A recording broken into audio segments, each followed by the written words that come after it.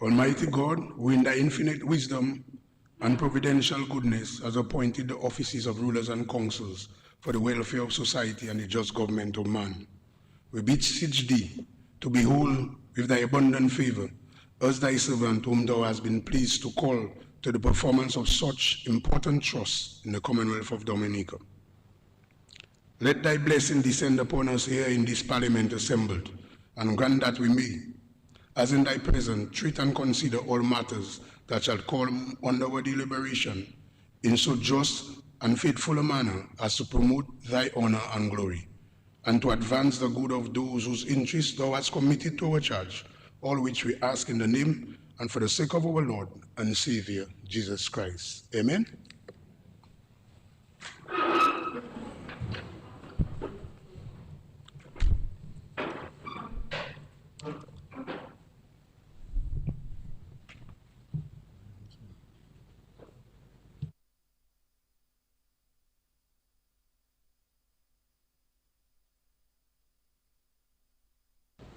Announcements by Speaker.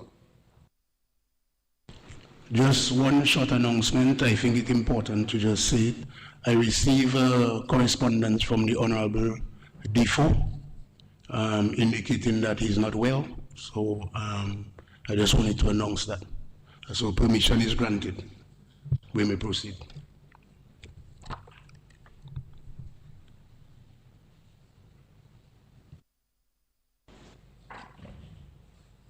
Authorization of credit facilities. Whereas by virtue of Section 3.1 of the Loans Act, Chapter 6405 of the 2017 revised laws of the Commonwealth of Dominica, the House of Assembly may by resolution duly passed authorize the minister responsible for finance to borrow money from approved sources or guarantee loans to statutory bodies or public corporations for the purpose of financing general development purposes and for other purposes.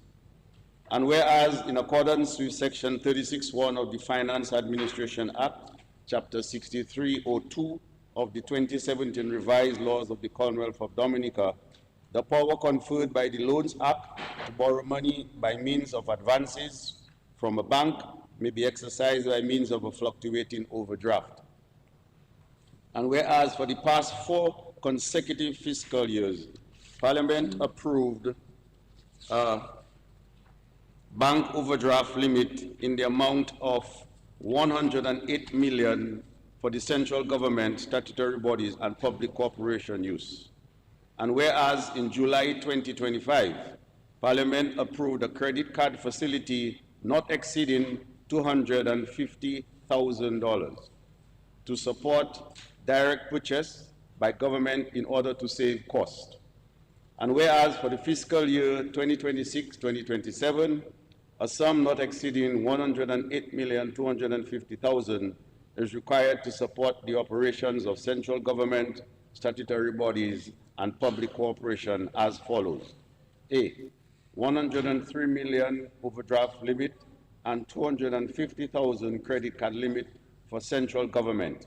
And B, the guarantee of overdraft facilities for statutory bodies and public corporations not exceeding 5 million.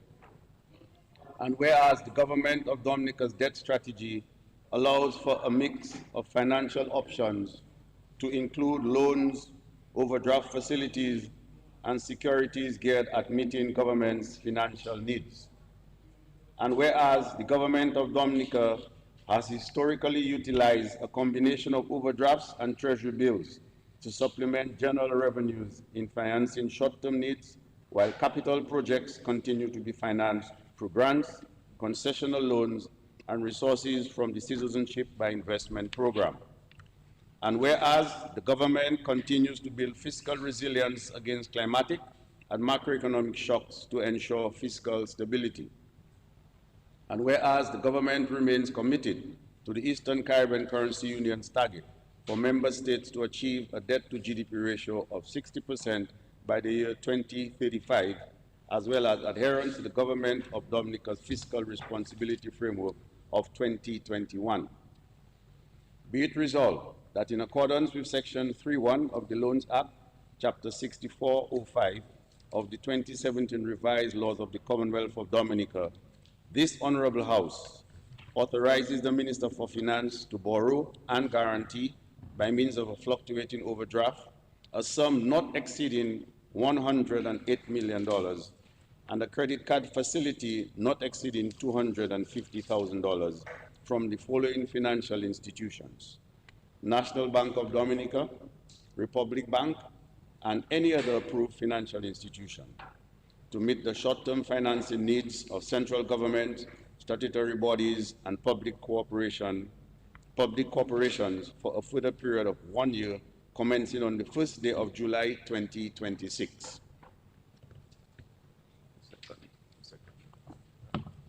Second.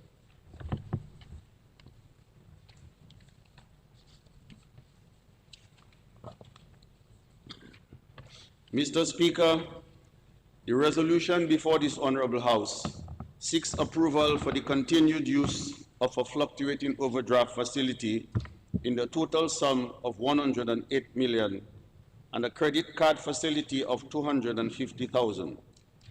This authorization is necessary to meet the short-term financing needs of the central government, statutory bodies, and public corporations during fiscal year 2026-2027. Mr. Speaker, the Government of Dominica's debt strategy allows for a mix of financing options, including loans, overdraft facilities, and securities to support the implementation of the budget. Government borrowing is undertaken within a debt management objective, which is to ensure that the government's financing needs and obligations are met on a timely basis in a way that minimizes costs over the medium to long term with a prudent level of risk. Historically, the government has utilized a combination of overdraft facilities and treasury bills to supplement general revenue in financing its short-term needs, while capital projects have been primarily funded through grants, concessional loans, and proceeds from the Citizenship by Investment program. Mr. Speaker, the overdraft facility will ensure that there is adequate liquidity to maintain operational continuity and enable the government to meet its obligations promptly, particularly in instances of revenue shortfalls or cash flow volatility, while the credit card facility will support direct international purchases to save costs and time. The government remains resolute in its commitment to fiscal prudence, including adherence to the Eastern Caribbean Currency Union's target of a debt-to-GDP ratio of 60% by the year 2035. As mentioned in the budget address, starting this fiscal year, government commits to maintaining a primary surplus of at least 2% and continuing sustainable investments to grow the economy to ensure we achieve the 60% debt target no later than 2035. Mr. Speaker, I now commend the resolution to the House for its consideration and approval.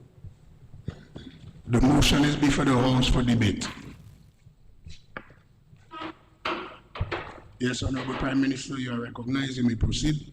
Mr. Speaker, thank you so much. How much time do I have, Mr. Speaker? Under the rules? Under the rules, 30 minutes. Mr. Speaker, I rise to give support to the resolution presented by the Minister of Finance. This is really an administrative matter. Most companies have an overdraft facility. Even private individuals have an overdraft facility. At some point, I had an overdraft facility, writing checks, helping citizens and constituents, and I went overboard and I created an overdraft facility at the National Bank back in 2006-07, about $40,000. So governments the world over have overdraft facilities because, Mr. Speaker, the reality is that outside of a reserve, governments don't have money sitting there. The monies have to be collected every day. The economy has to be producing.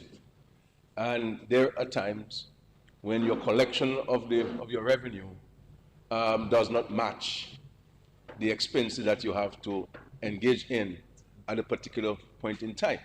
So you need that reserve that you can call out so that you can put it with what you have to meet your obligations. But Mr. Speaker, you will have seen in the estimates, if we paid attention to the estimates, and the Minister of Finance highlighted that in his budget address, that there was an increase of 7.9% in revenues by the government.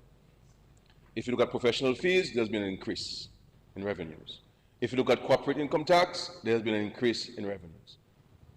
And so there is a clear sign that the economy is producing more and continues to produce more every single year.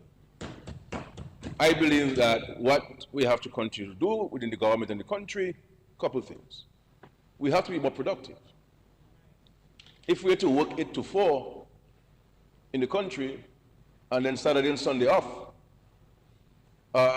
we have a problem because the world is open 24 hours.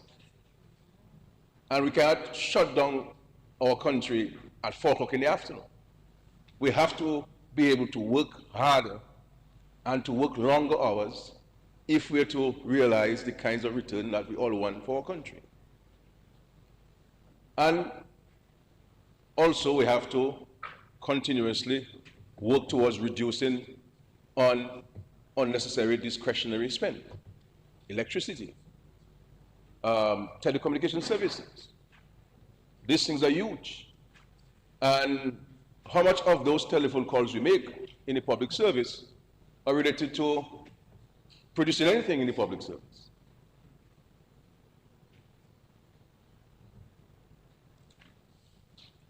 Projects have to be better managed so that there are no cost overruns. There must be more accountability in those things. Because every time a project delays, there are cost overruns. And I have never seen the government take anybody to court for not adhering to an agreement signed between the government and a contractor. And there may be reason for that. You understand? And so if we do not want to go to court, then we have to ensure that the agreements are maintained properly. Everybody in this country knows, Mr. Speaker, that I have been, and maybe the singular advocate, public advocate on income tax reform in Dominion. I have consistently indicated that I am not an income tax person. I believe in a fundamental principle that somebody works for his money, you pay him what is due to him, and let him use his money as he so sees fit. I believe in consumption tax. And this is why I believe that the value-added tax must remain a very strong backbone of our tax system. And we have to be very careful about suggestions about tampering with it, unless if you're prepared to print something else in to replace it. And the question is, what is that tax you will bring to replace it? Because when you bring the VAT to a particular low level, it will really be of no real value to you because it will not have the effect that it will have. This is why, if you look at countries where they have reduced their VAT rates, they have found a way to introduce another tax. They call it different names. And so we, in 2009, the first government, in a very long time, that affected the income tax regime was in 2009. I think we did before that, but the main one was in 2009, where we dramatically changed the tax structure in Dominion by reducing the bands by 5%, each of them. 15, it was 15, I think it was 20, 35, and 40. And we reduced, or 30, we reduced it. But we reduced it, and we also increased the tax threshold. And a significant number of tax-paying people in Dominica at the time were automatically removed from the tax brackets. $30,000. And those of us who were receiving more than $30,000 automatically started seeing savings because the first $30,000 of our income was not taxed. So everybody in the country benefited. So I don't know where this notion about, oh, the tax system that we have now is only benefiting the people who are making money. The people who are making less than $40,000 in Dominica don't pay income tax. And if you do not pay income tax, you can't get a tax rebate.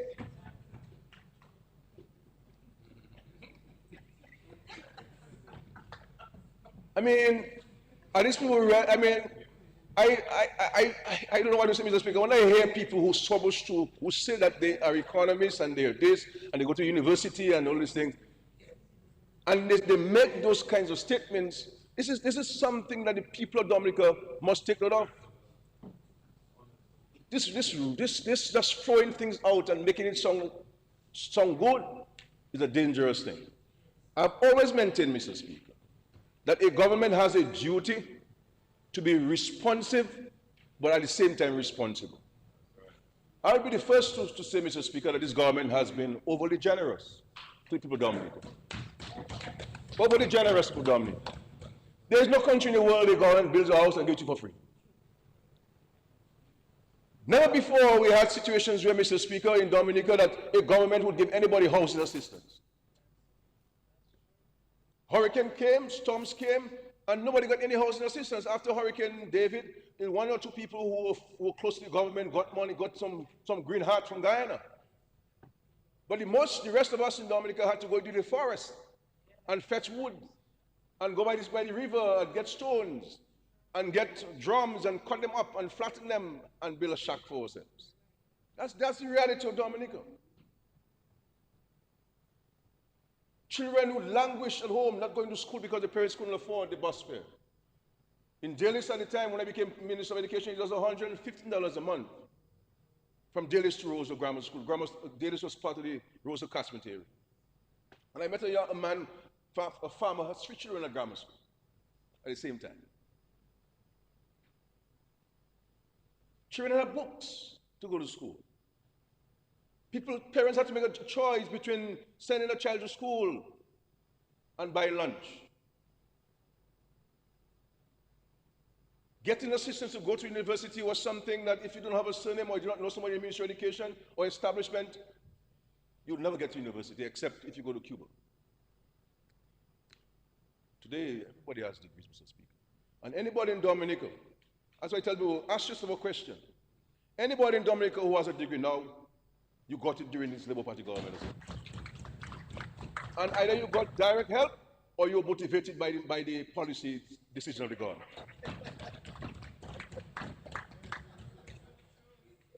That's what it is.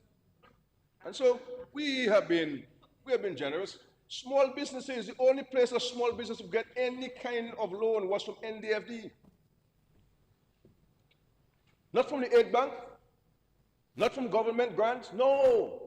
The only time you had some money from Taiwan back in the days, the province of Taiwan, back in the 90s, they put money at the aid bank. Small people never got it. Since the establishment of the small business unit, we have given close to $100 million of grants to them. And we've given the aid bank over $130 million from the Treasury. Never before the aid bank would get money from the Treasury to lend to Dominican business people. We get money from the World Bank, from the CDB. That was it. That was our main source of funding for, and then at 11% and 12% because you got it at the CDB at 5%. Time you add this and you add that. Never. The government housing on board, and I speak to police officers and public servants, you couldn't have gotten a loan at 4% or not over 2%. We introduced that in the country because we provided the government housing on board with monies from the Treasury of Dominica. That wasn't happening before. They would take a loan at 8% and on lend to you at 11 and 12%. Ensuring that every policy of the government was to keep money in your pocket. Every policy of the government to keep money in your pocket. Farmers, Mr. Speaker, the only farmer who get money after a storm were those who were buying farmers because they had insurance that they were paying for. A storm or normal circumstances, this government has been pouring money into the hands of farmers in Dominica. So we know what it is, Mr. Speaker. And so we have decided to eliminate the 15%, the 25%, and the 45%, and introduce a flat rate of 10% in all. This is a huge day for the people, for the working people of Dominica. Major savings for them, Mr. Speaker. And our hope and prayer and our suggestion is that they use those savings to invest in something, so it can make more money for you, a second income. That's what we're seeking to do, to get people in Dominica to become their own producers of money, producers of wealth for themselves, not only relying on the one income, but facilitating every turn, Mr. Speaker. So we send a child to school, you don't have to find $250,000 to send a child to school.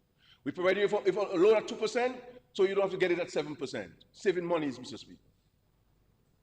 Today we're here with the income tax at 10%. And then I hear people talking about, oh, well, you're giving the people who are making money. Then we decided, Mr. Speaker, to go the non-compounded route. And I am satisfied, Mr. Speaker, that there should be a clear and present reduction in prices at the shelves in Dominica because of that situation. Because basic maths will tell you, Mr. Speaker, that if you're paying VAT on freight, and you're paying VAT on import duties, and you're paying VAT on customs service charge, and you're paying VAT on environmental surcharge, and you no longer have to pay VAT on those things, there should be a saving to people Dominica. So this budget, Mr. Speaker, supported by the resolution before us, Mr. Speaker, which I am speaking to. Funding, Mr. Speaker, funding, money, Mr. Speaker. There's a continuum in this budget. Making things cheaper for you and putting more money in your pocket, Mr. Speaker. Because you can make things cheaper for you, Senator Paris, but you may not have the money to buy it. So we keeping more money in your pocket and reducing the cost of doing business in Dominica. And this is a major plus for business owners in Dominica because they do not have to put much more money in front now, Mr. Speaker. To clear goods at the customs, they will be paying less. So the man who is going to buy a motor car, you expect to pay less, Mr. Speaker, moving away from the compounding. So this is what this budget is doing. And Mr. Speaker, I believe the people of Dominica, Mr. Speaker, the resolution, thank you so much. Mr. Speaker, the people of Dominica, Mr. Speaker, must recognize that in the face of adversity, because the world is more difficult. I have never seen the world more difficult now than it has been, Mr. Speaker, in my time. It's a very cold war, a very indifferent world. And it's a world that requires us in these small states, like every country, to look more within. To look more within. And what these proposals have done, Mr. Speaker, is have shown that this government is retreating. That in the face of adversity, the government is pushing forward, advancing, Mr. Speaker, taking bold decisions to place the economy in a better position to one withstand the impacts of those external shocks and also to give more impetus to our people, greater confidence in our people. That this government is not retreating in the face of adversity, because every material time that this government has faced adversity, it has shown its best self, Mr. Speaker. Best self, Mr. Speaker. And we have been examples in how to respond to shocks, Mr. Speaker. A small island nation, 226% impacted in 2017, 90% in 2015. COVID, 45% of our revenue dropped 2 years later. There are not many countries could have rebounded from that. Billions spent to respond to those external shocks, Mr. Speaker. And see where we are today. And so we're making progress, Mr. Speaker. Mr. Speaker, in the last 5 years, we have spent about $2.3 billion in capital projects. on an average of about 460 million per year. Do the maths, go do all the roads and all the housing there, and the geothermal and the runway, Mr. Speaker. Do the maths. $460 million we poured into this economy last 5 years annually.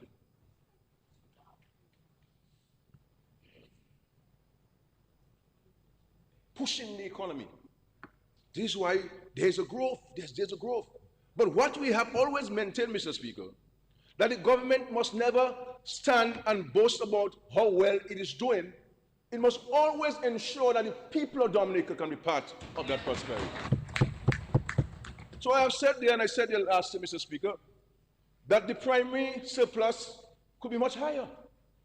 We could project a primary surplus of 5.6% by making certain cuts in our expenditure.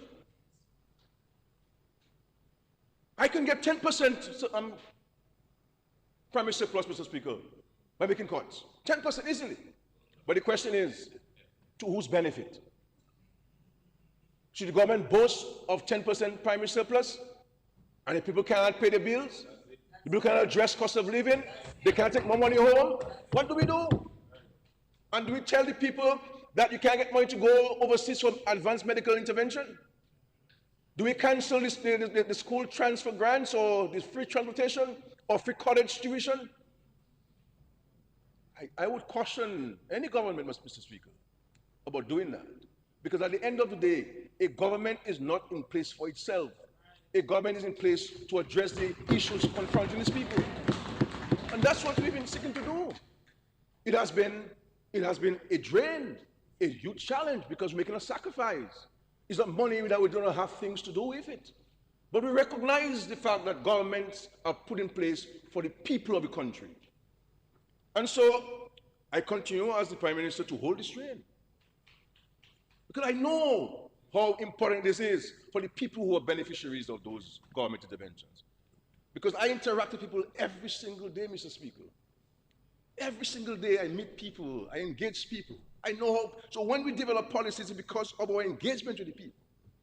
Leading up to the budget, Mr. Speaker, outside of the consultations with the Ministry of Finance, I, as the Prime Minister, I held 16 different consultations with different groups, averaging 15 people across Dominica. Plus individuals, getting from them a sense of how life is, what advice they have for the government, what kind of policies they feel the government should advance. And so the proposals in this budget, Mr. Speaker, is a reflection of those consultations which we've had with people of Dominica. And in some cases, Mr. Speaker, we use the precise language they advise us on. Because it's not about us, it's about the people. And so I'm so happy to support this measure before us, Mr. Speaker. Time over already? Almost. He has about 15 more minutes. Oh, really? Yeah. Okay. He started at 10:13. Okay. So I'm not showing this. I'm looking at my Yeah. clock there. Well, I wish. But you we- can still advance, yes. Yes, I'm on my field, Mr. Speaker. I wish to move that the Prime Minister be given 15 more minutes for his presentation.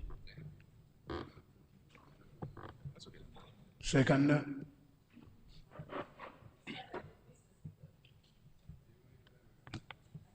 It has been moved and seconded that the Honorable Prime Minister be given an additional 15 minutes. Those in favor?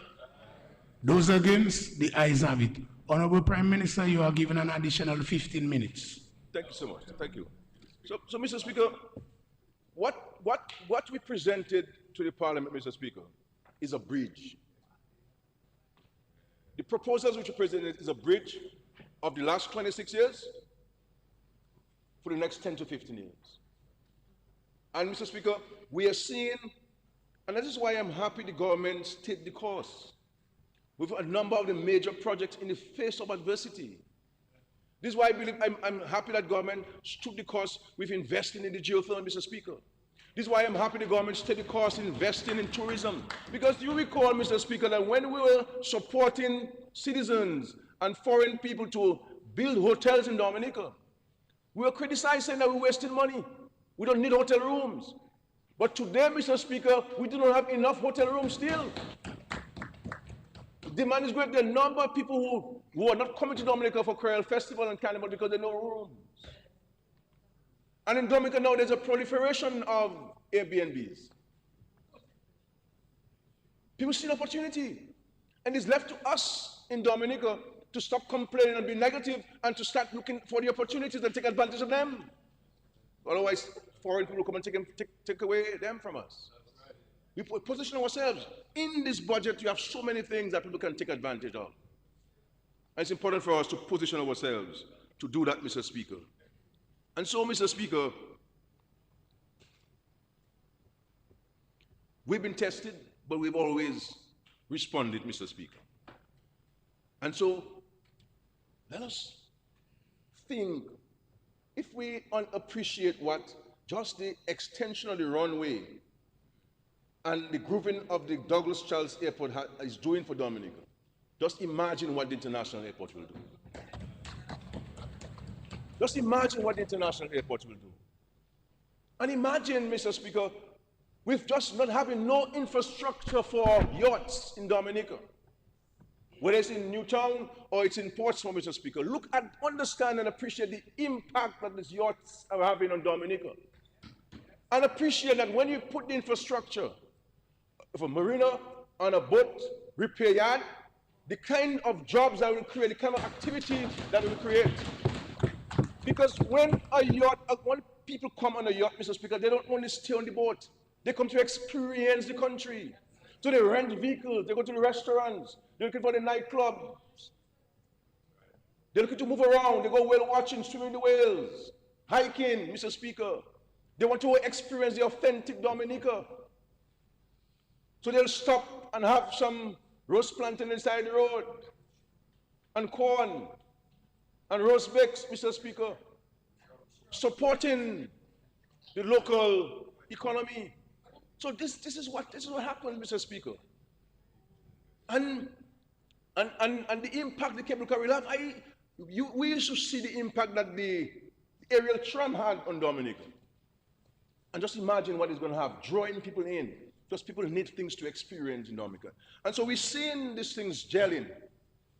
And when all of them come to completion with investments, massive investment in agriculture, the massive investment in small business, the massive investment in education, the massive investment in infrastructure, and supporting and facilitating private sector investment, Mr. Speaker,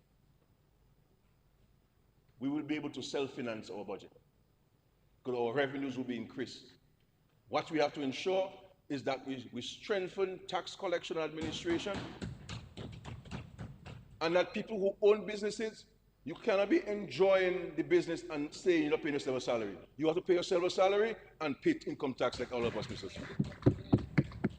You can't be driving the company's vehicle, buying lunch from the companies, flying on the company business, and you're getting a salary. How many get a salary? You have to pay yourself a salary and pay income tax on it. So that we spread the impact, we spread the responsibility, Mr. Speaker. It can't be public officers and those who are employees who are the ones paying all the income tax themselves. No, those of us who create jobs, we have to pay some income tax. And so file your income tax, Mr. Speaker, so that we can have more revenues. Because the revenue share should have increased in terms of collection by 15% rather than 7.9% or 7.6% as reported by the Minister of Finance.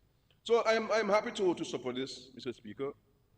This is a very, very comprehensive set of proposals. And I believe that the country has well received it. I think the country is in shock. The country is in shock to see to the extent to which this government has gone in very difficult circumstances. And I recognize the contribution of the leader of the opposition, and I did say so publicly. I think that this is where we're at. I have taken note, I've read your speech again, and I've taken note of some of the observations that you've made, and that's what we do. That we can have divergent views, but we can learn from each other. But to say nothing happened in Dominica, or nothing has happened in Dominica as some outside are proposing, it's foolishness.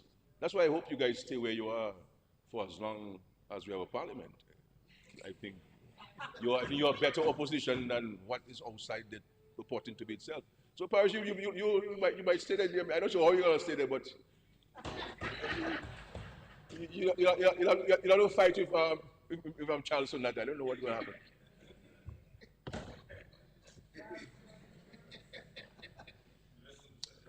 You know.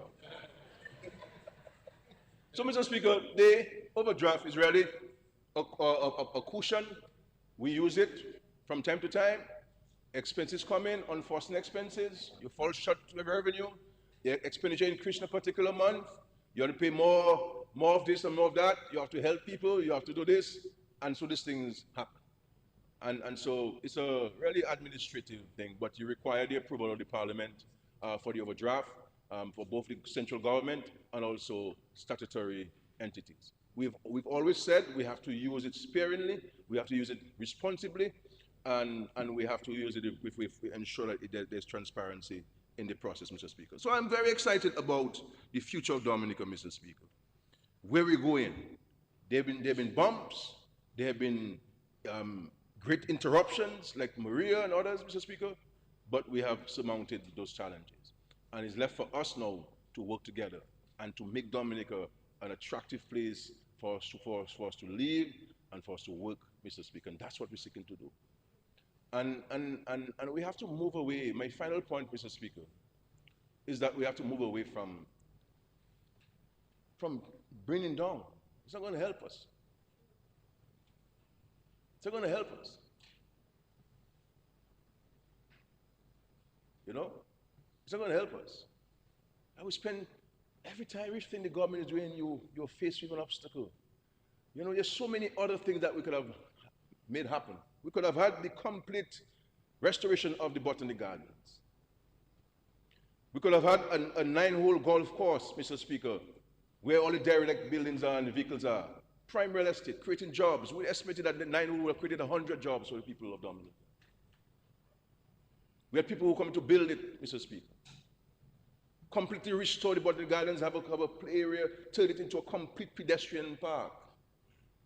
Do the bypass road outside of the Botanic Gardens and close the gates, and you have people going who can have a tour, a guided tour of the Botanic Gardens and bring in the flora and fauna of Dominica, plant cocoa and bananas and fruit trees, so we can show people what we have, the indigenous plants that we have in Dominica.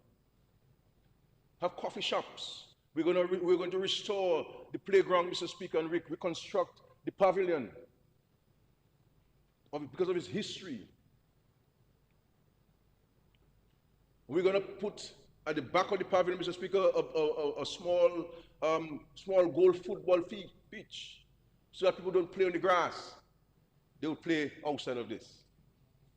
We had a plan, Mr. Speaker, to completely redevelop the David Charles Boulevard. Move Dexter out of town and reconstruct that space and turn it into a place where you can get everything Dominican. The tourists could go there anytime. Any Dominican who wants a gift to take out Dominica, you could go into that building and go there and have something Dominican. Every little Dominican business person will have a space. We're going to redo we're going to construct a reception for the cruise ship. Reception building. We're going to build a new terminal building for the ferries, and redo this David Charles Boulevard. And my personal view then was that we should have turned David Charles Boulevard into a pedestrian street and let it be a real pedestrian street where we can put tables and chairs and people can have coffee shops along the road and create this atmosphere, Mr. Speaker. That's my vision there, Mr. But in Dominica, one bit of consultation is to see how we can stop something. It's never to advance it. See how much fighting we have for the airport. We had some guy who was encouraged to write to the Morena people from California and saying about it is destroying when he comes to Dominica, he wants to go scuba diving at Cabrits and it's affecting his scuba diving. Can you imagine that? Encouraged by a local person. And my final point to Dominicans, we must not allow greed and envy to destroy the fabric of our nation. We have to we have to come to a point in our country when we can celebrate people. We can be happy someone is doing well. Especially people looking like us. Especially indigenous people of Dominica. That we have to be happy to see people making progress. And where we can push them, we should push them. Pull them up. That is the only way we're going to be of use to each other. If we can make progress, we can build wealth, create jobs, grow the economy, increase the revenue of the country. Yeah, there's too much talk in this country about who's doing this. My brother, if somebody doing something, power to the person. That's what we have to go there. We have to support local stuff. We can't talk about import bill and we still want to buy the chicken from Brazil and from Portsmouth in England. And then the government invests over $8 million in abattoir. We have chicken that we can buy, better quality. And when we buy the chicken in Dominica, Mr. Speaker, we're ensuring that the farmer can see a return on his investment, that he can expand to the point where we will no longer have to import chicken in Dominica. That's the only way it's going to happen. That when we go to the supermarket, we must ask for local fruits and local vegetables. Insist. Because the supermarkets will sell what people are buying. That's what it is. We must buy the local soaps. Mr. Speaker, I do not buy, if at home, we only use chicken that are produced in Dominica. Right? Soaps, we only use soaps manufactured in Dominica. I insist on that. That's why in the government, Mr. Speaker, even the Tropiton Water Wing, we have a policy in the cabinet that the public service must only buy the water made in Dominica. Right. That's our policy.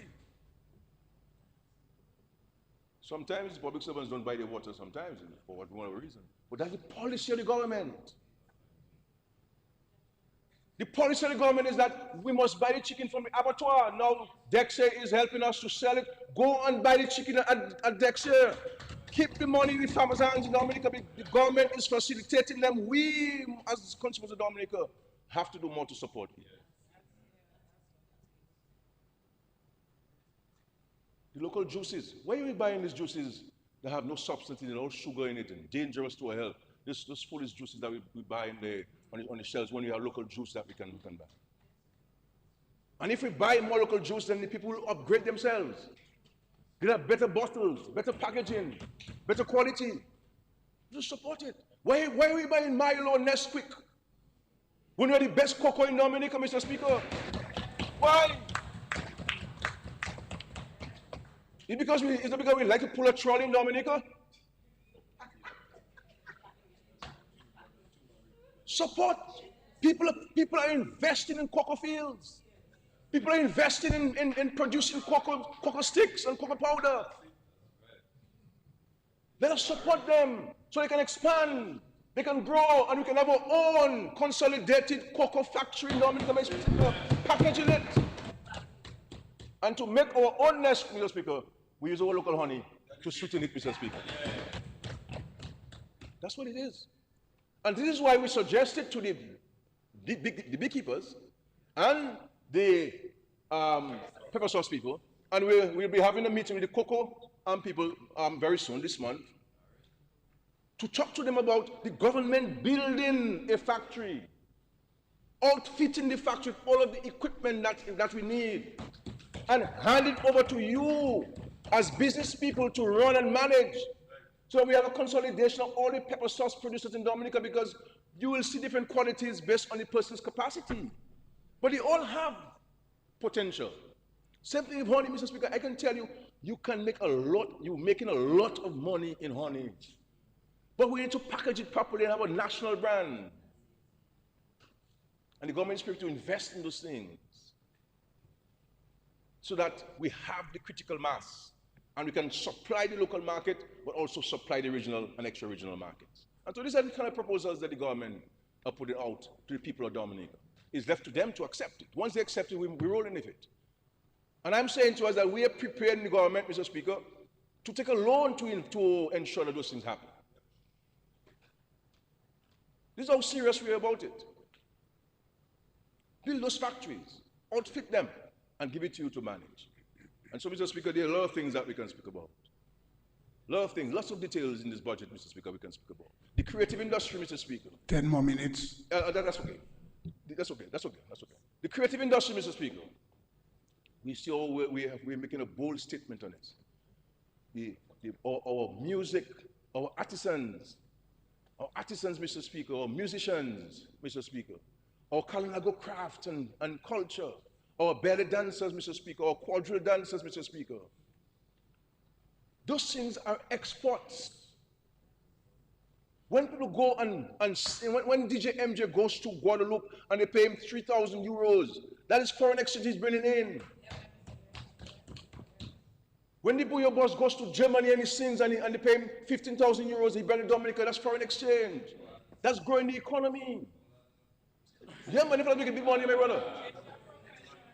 DJ MJ is big man out there, my brother. Not little man out there, my brother. You and I can't ask DJ to play for us, you know.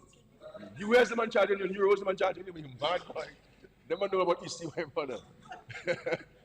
You understand? Man quoting you in the US and America, you know. You know? And Shelley and his guys, huge talent. The question is, how do we coordinate? How do we package this? And do the proper recordings so they can not only sing on the stage, but have rights to the music and making the money out of it. Every time the song plays, they get it. A system we've taken this and making it a real business. The belly dancers. Charlie Bell and all of these people and the flamboyant dancers in Dubla. We have to be able to send these people out and make money and bring it back for themselves and for the country.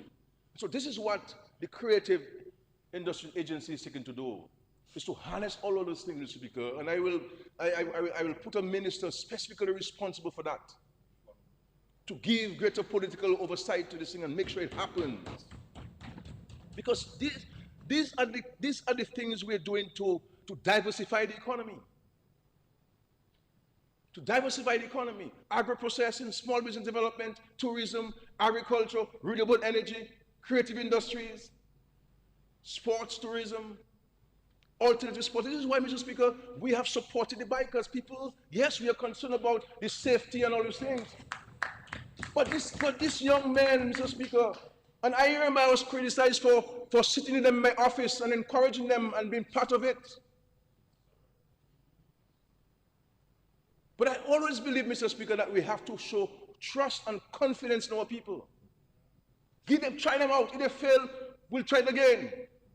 And I went to the Bikers Fest, Mr. Speaker, and I saw the dramatic improvement in the quality of the product. The quality of the product, Mr. Speaker. Mr. Speaker, I was at Breakfast Fest and I saw the dramatic improvement to the product, Mr. Speaker. I mean, I know they asked me to sing yesterday on Breakfast Fest, but they asked me too late.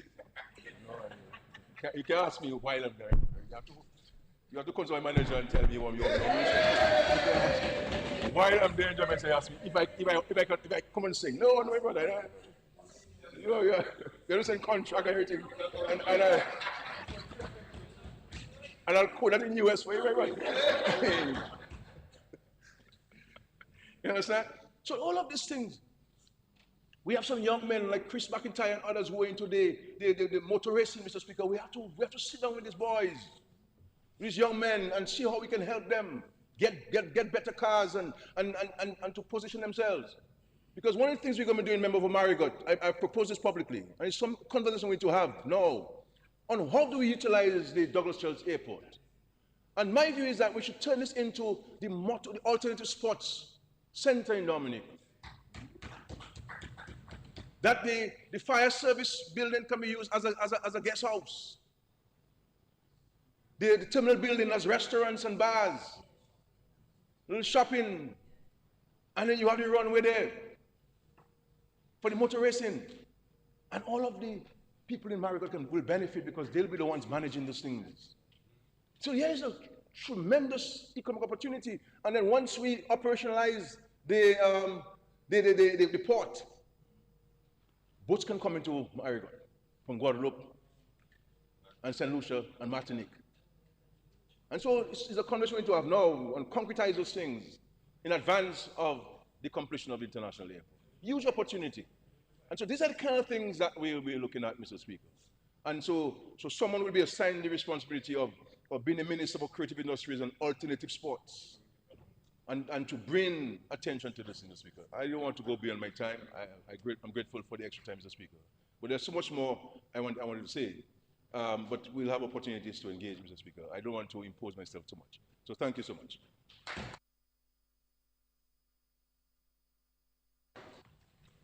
Yes, Senator, you may proceed. Thank you, Mr. Speaker.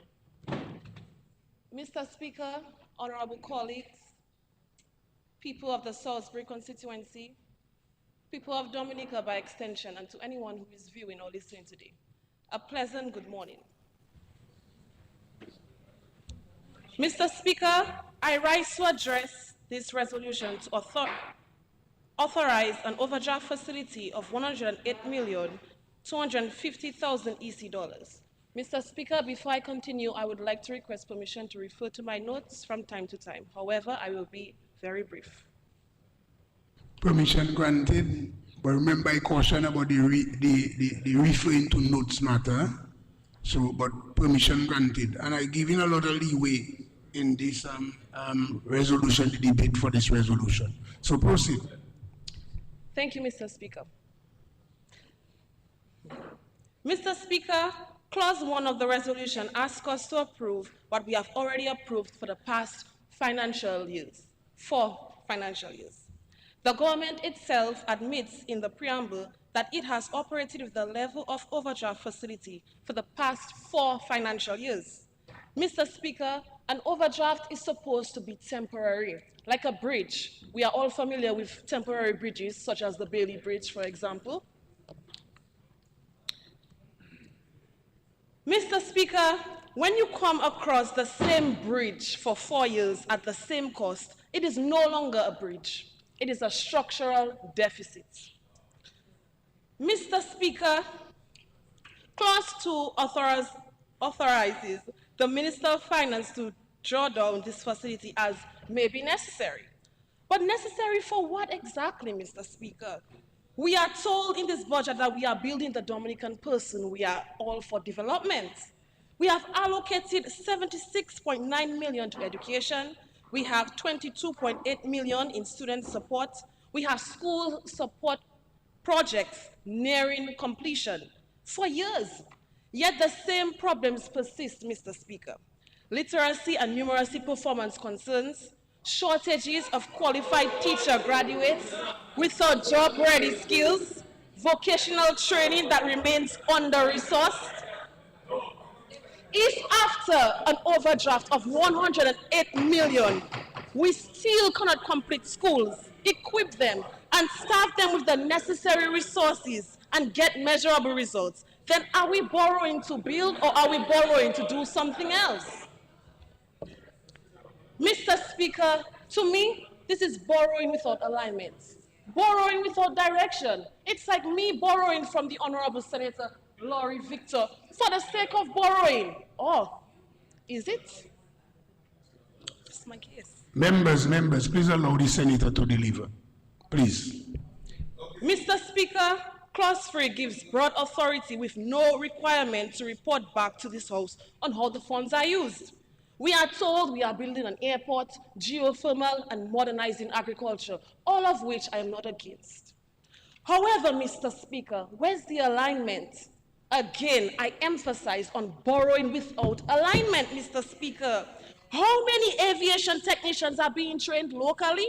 How many engineers for renewable energy? How many hospitality professionals to international standard, not just national?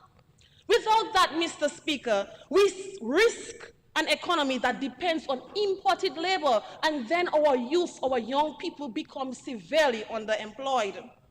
And we will be back here next year asking the same thing. for 108 million again. Encore? This is not free money, Mr. Speaker. This overdraft carries interest. That interest is paid by taxpayers, by the same parents paying for uniforms, for transportation, and for school feeding programs. We cannot continue to build expectations without building systems that deliver continuous results. Mr. Speaker, the opposition does not oppose for just opposing sake. As the Honorable Jesma Paul mentioned in her budget address on Thursday, we are here to simply scrutinize, give criticism, and offer alternatives where due. That is the job of the opposition. We do not oppose responsible financing, Mr. Speaker. We oppose normalizing fiscal failure. We will not support a fifth consecutive year of the same overdraft without conditions, I say again. So, Mr. Speaker, before this House approves another $108,250,000, we must ask the minister these questions. What are we getting from it? What are we truly using it for? What is it costing us? What are the opportunity costs as we go along in the fiscal year? Mr. Speaker, we ask these questions basically for the betterment of our country. I thank you, Mr. Speaker.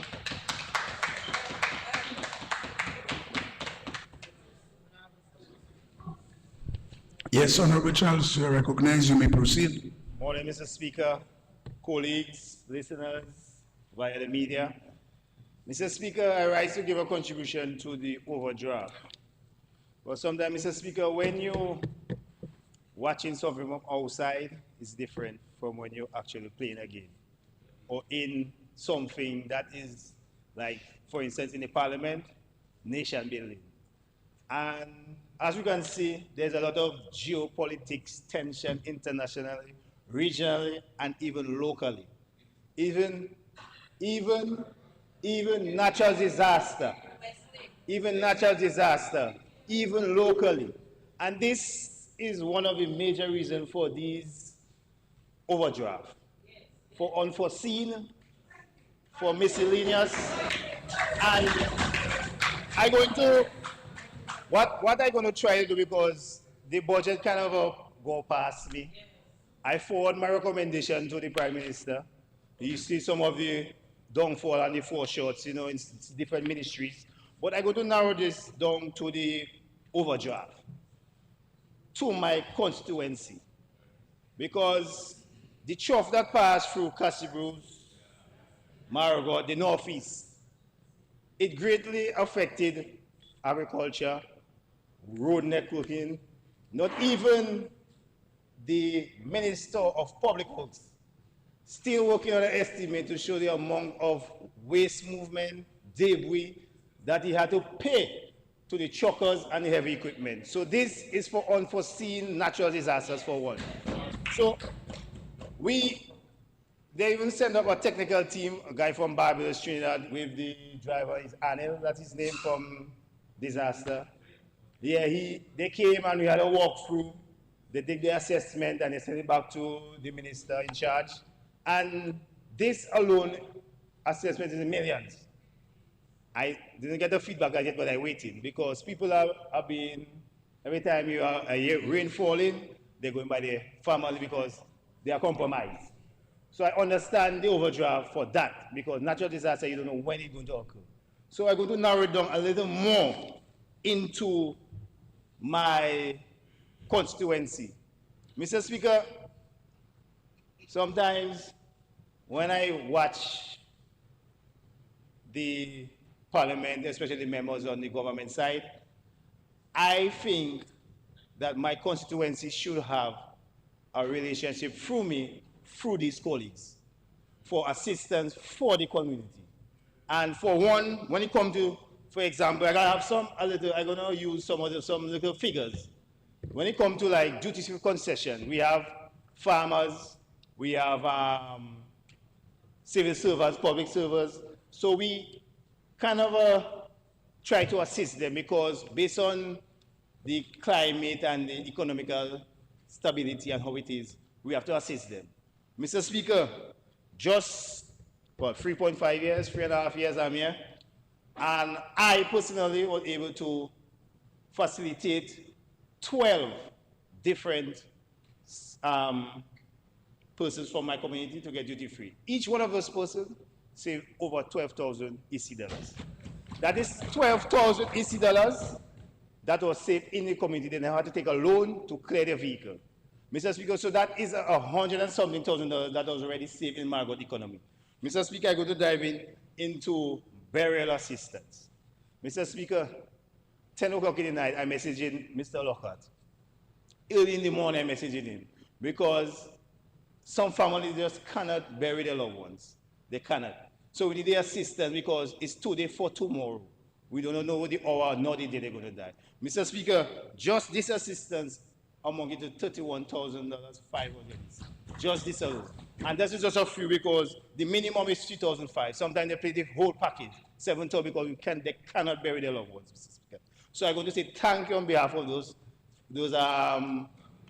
family grieving. So we thank for the assistance for the government because a lot of people, Mr. Speaker, we have to have so compassion and say thank you. Yes. Mr. Speaker, we have some assistance through education.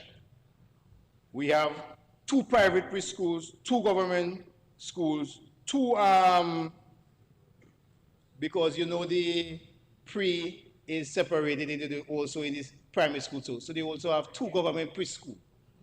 And then we have 1 high school. Mr. Speaker, the figure for transportation is $172,000, $435,000 yearly. Mr. Speaker, uniform grants, $78,000 a year. Mr. Speaker, feed program, $23,000, Mr. Speaker. Mr. Speaker, textbook support, $15,000, Mr. Speaker. Mr. Speaker, yearly in Marigot, the government is contributing $290,000 for this initiative. Mr. Speaker, this to me is a lot. Because one of the days when we used to, parents have to pay monthly, this have to do this, we have to find feeding program. Mr. Speaker, they'll give a child $5 and for the week and they go on and they're eating for the program. Mr. Speaker, that's different. That is a way moving forward and supporting the families and the kids, and because some families just cannot cut it. Just cannot cut it. Mr. Speaker, we're going to go to the social activities. Mr. Speaker, we have Carnival, we have Fisherman Feast, we have Mayfest, we have Carnival, we have our tourism bonfire. All this initiative, bear in mind, FS only give Jesma and I 50 and 50. Mr. Speaker, I gone past 100 for a long time. So, I don't know where that money coming out. It must have an overdraft. It must have an overdraft, Mr. Speaker. Mr. Speaker, the Minister of Tourism can attest. We get over, let me get my notes here, Mr. Speaker. Mr. Speaker, Carnival for the 3 years since I've been in the Parliament. Mr. Speaker, when I see the figure, $57,000 for 3 years for Carnival. Mr. Speaker, when the revelers and them want their thing, you have to give it to them. Because when I saw Portsmouth have opening, big band.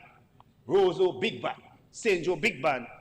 I put out a little thing about, little DJ and thing. But I get messages I couldn't answer. I have to call up the minister, call PS. And PS said, but you get that money. I said, not enough, they want the big band.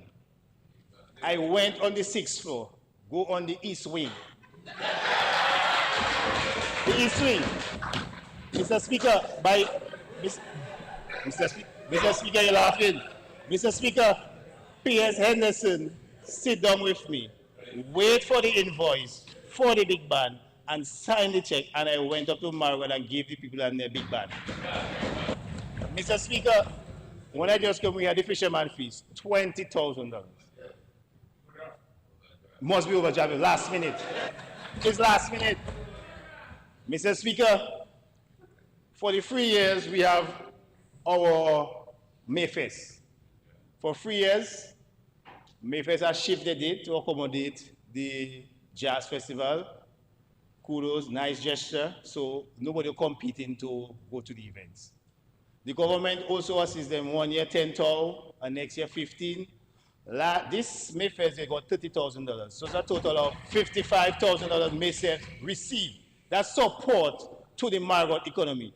Mr. Speaker, the social activities alone, Mr. Speaker, amounted to, let me get it right here for you. Let me get the notes. Yes, so that's what refer to your notes. Yeah, that's what you're referring to. You see, so now you're trying to get the actual Yes, numbers. the actual figures. So proceed. Yes, Proceed, you're going well there. Mr. Speaker, $120,000 for the 3 years in social activities, Mr. Speaker. So, Mr. Speaker, I don't want to say it's back practice to lend money when you see unforeseen things. But, Mr. Speaker, the bills rise at times. So, Mr. Speaker, the ban won 7,000. When you think it's easy, it's US. Mr. Speaker, sometimes that you don't see is the calculation, so we need to have an overdraft, Mr. Speaker. But, Mr. Speaker, my constituency not shutting down at 7 p.m. on Friday. We're working Sunday to Sunday. We do have no time off. Key is socially, key is church, key is anything. We're not shutting down at 7 o'clock on Friday. We're going right through. So, Mr. Speaker, we need an overdraft. So when I go on the east wing and the west wing on the 6th floor, I will get assistance, Mr. Speaker. Mr. Speaker, I'm going to dive into the sports. I see the Minister of Sports laughing. Mr. Speaker, we have a tournament taking place in Tortola, the BPI, volleyball. Sunrise Sports Club have 3 members on the women team, 3 members on the men team, the national team. The coach is from Sunrise Sports Club, Itoma James. And they are presently heading to the tournament sometime this week. Mr. Speaker, we have our West Hard Court. We invest some money into it, but due to wear and tear, right now we have got no lights. We have national basketball players. We have national netball players. We have national volleyball players. And this court is heavily utilized. So with the intervention of the sports minister, we also got the okay. We're going to get some new lights, new poles. They're going to install it for us. So Sunrise can give me a little break on the little, because every day I in the chat and they're on my case. So Mr. James, when he comes in his cousin's house, I can attempt to come in his cousin's house, and every time he's talking about lights, lights, lights, lights. So Mr. Minister, I want you to get that done for me. Because Mr. Robinson might get vexed with me for Dominica Basketball Association. I have one of the best league, and Honorable might get the best basketball league in Dominica. Mr. Speaker, you're getting medals, you're getting rings, you're getting trophies, and you're still getting cash in your hand to go at you. Mr. Speaker, that league was running for 3 years. Eventually, on the 3rd year, Margot won the tournament. And I have seen that the basketball have grown in Margot. It has reached back to a level where it once was. That's what I want to continue. So I just send a little appeal to the FS, nothing not there. But next year coming, I want to do the league again. So I can come on the 5th floor and ask for a little assistance with the budget.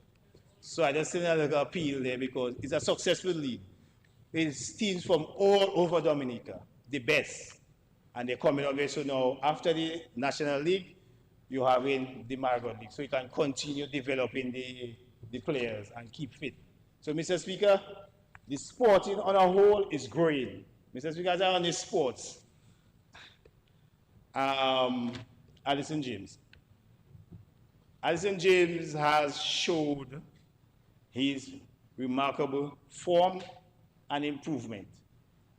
Even after it was announced in Parliament that he's getting the ambassadorial role and his stipend, he still went and performed remarkable.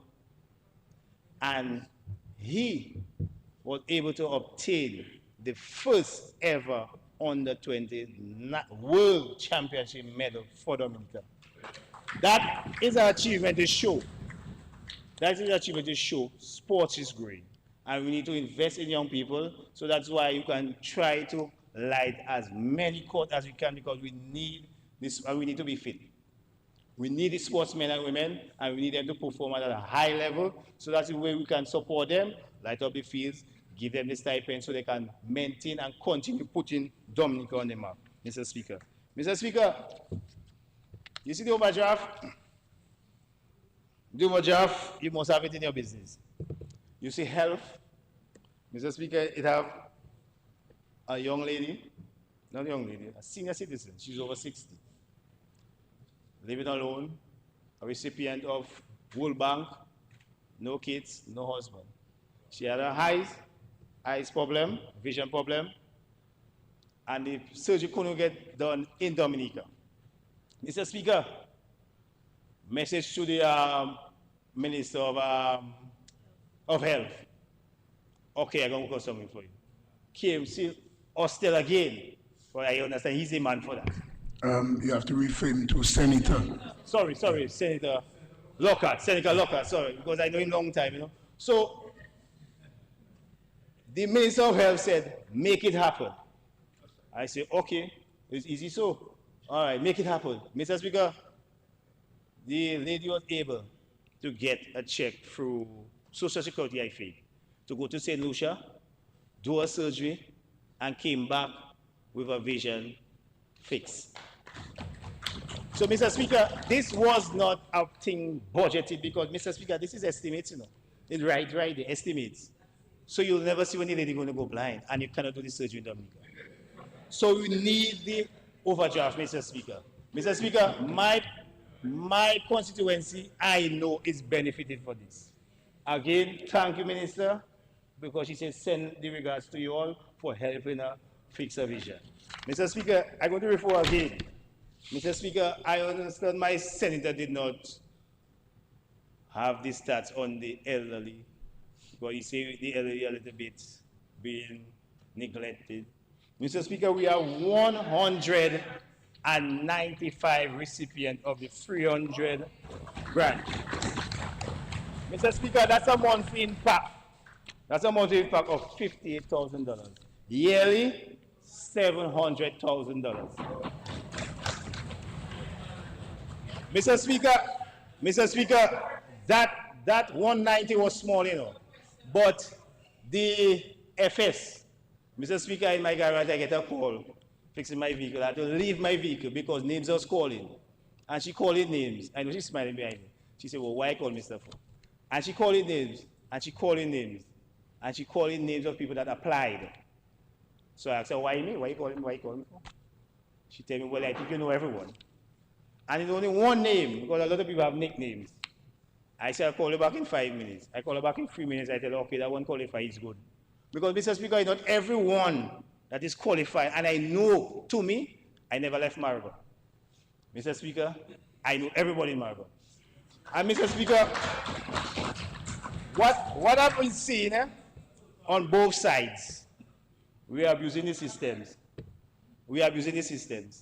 Mr. Speaker, when I see some diasporas come down with the big chain and the rental for months, and after they come into me and they're telling me, I want to put my uncle, my grandmother. Mr. Speaker, sometimes I'll be a little too blunt. Sometimes my wife will say she had to pay some more for me to fix my mouth. Because sometimes I say, but why? So one instant I tell her, carry back your rental and take your money and help your brother. Because you abusing people that want the help. That's why some will go through, you know. Some that don't need the help, and the family guys, some will go through because they're already in it. Mr. Speaker, $700,000 yearly. One constituency. Mr. Speaker, the overdraft, we need the overdraft, Mr. Speaker.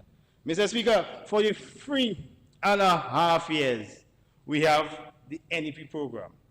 That people have been transitioning into public service, privately, government.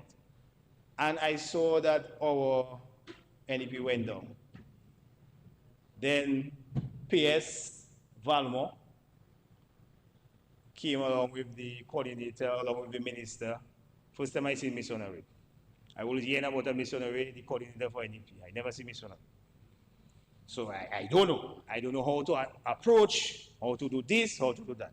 Anyway, Mr. Speaker, I got it for we have 46 NEP workers. It's small, but they are in caregivers, they're in the school, they're in the beautification, they're in public sectors, and this amount to $50,000 monthly.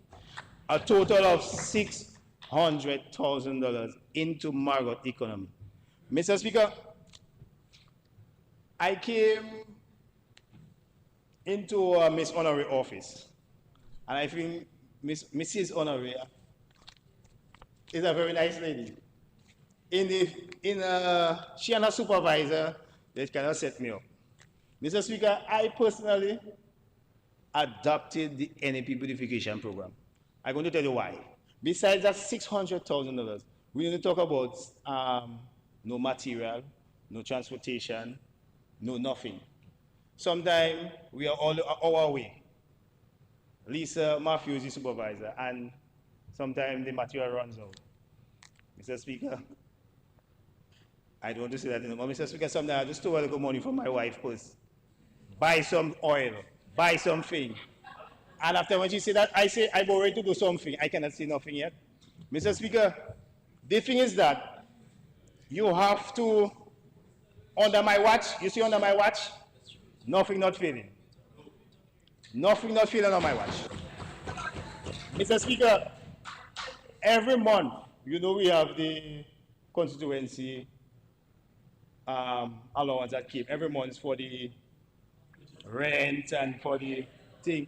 Mr. Speaker, I tell my secretary, you have to call, you will not pay no bill this month. My auntie listening in, but anyway, we will not pay no bill this month. We're going to fund NEP. Fix brush cutter. Because what happened is that they were working 3 times a day. So they have an increase to 5 days a week. So that machine was old.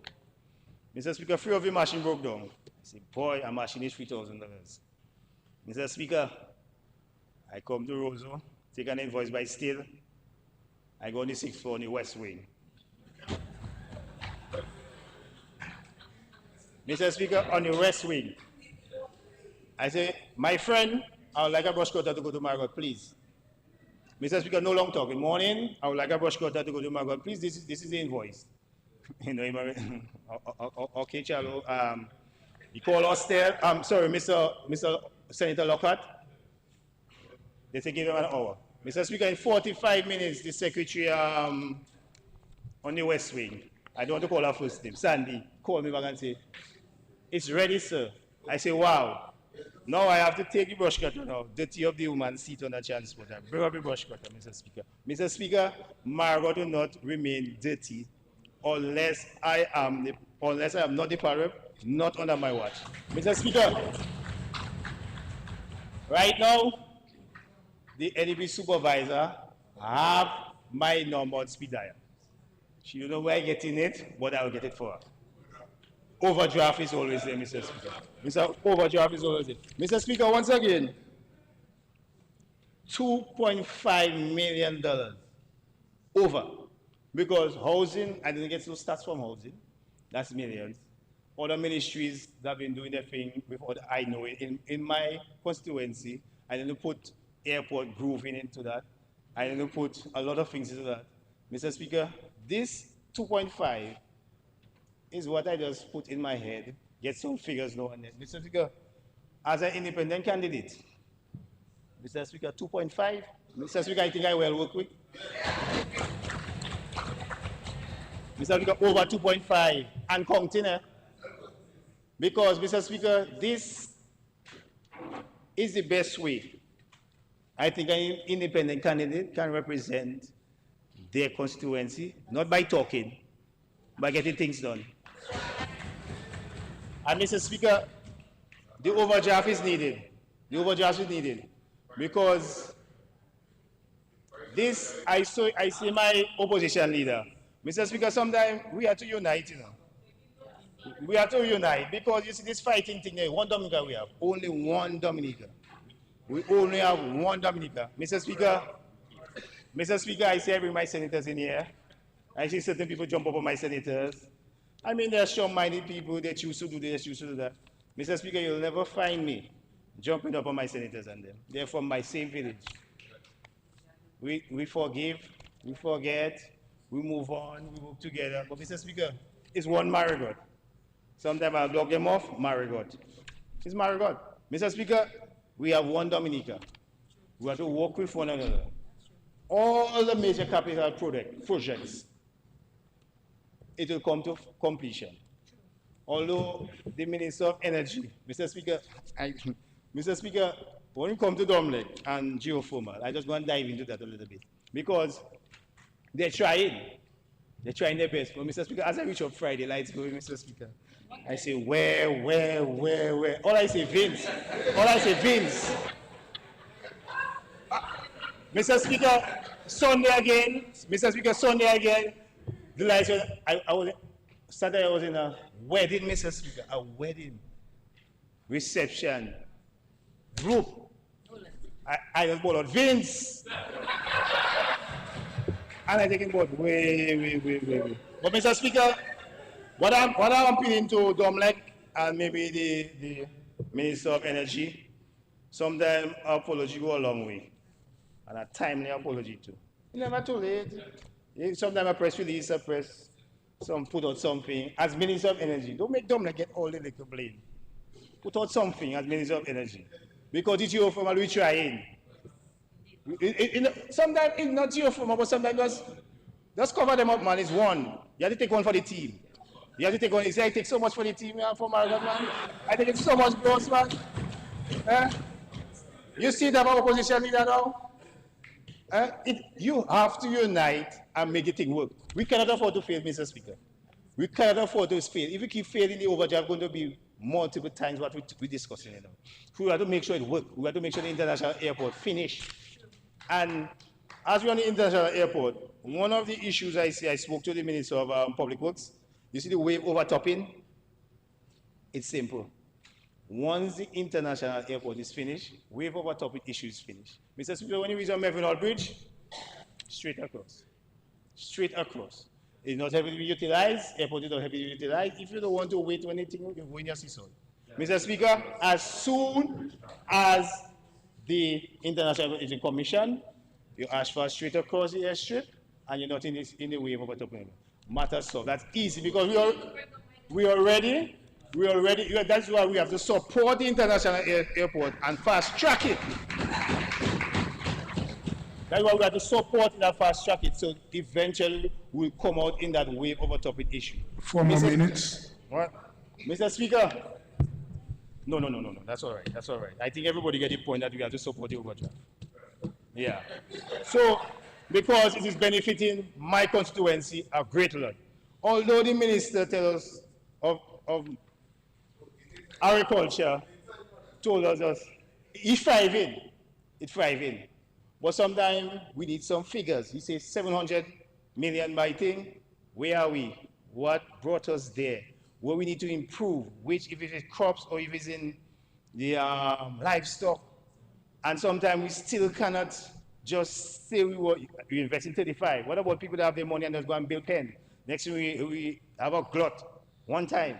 Sometimes we have to put it and do the analysis and assessment and tell them, okay, because you have financial institution, some people not going to aid bank. So you have to bring all of them together and say, hey, we were looking for 50. So when you get one, let us know. So we're going to have a problem. We also have to see the end vision and we want to make sure it works. We cannot afford to fail, Mr. Speaker. So, Mr. Speaker, with this, I'll just end that. With the government support, my constituency was able to get over $2.5 million and counting. And I am looking forward to working with the government and my constituency. Once I'm here, you'll be all right. Thank you. Yeah, Honorable Blackmore, one second.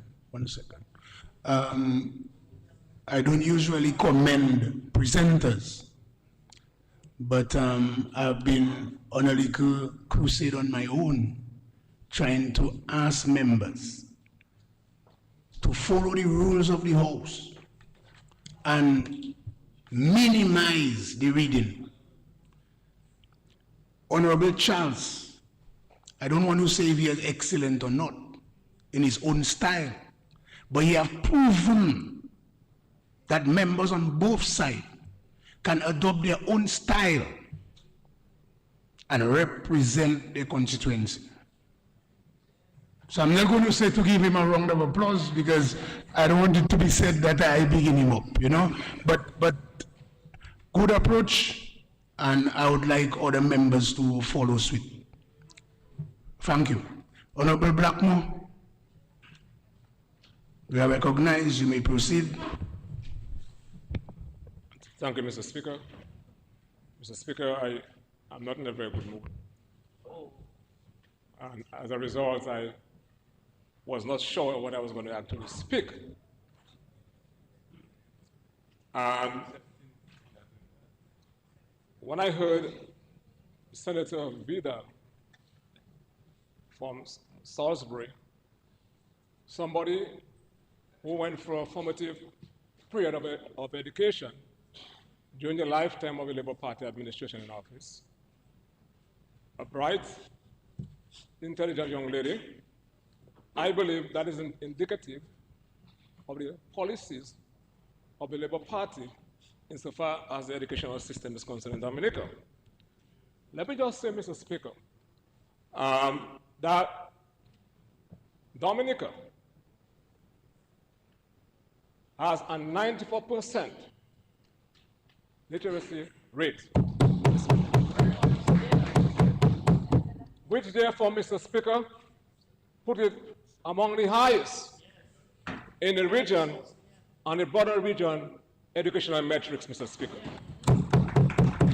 And this is so, Mr. Speaker, because of the Dominica Labour Party policies in education, Mr. Speaker. Mr. Speaker, the only people who are not able to read and write in this country are babies from 0 month to 12 months, Mr. Speaker. Everybody in this country has some level of competence insofar as literacy is concerned, Mr. Speaker. Mr. Speaker, I support the overdraft because this overdraft, Mr. Speaker, will give support to a number of critical departments and critical services provided by the Ministry of National Security and Legal Affairs. This estimate, Mr. Speaker, this overdraft will support some of the major projects, Mr. Speaker, that will create the new Dominica reality, Mr. Speaker. And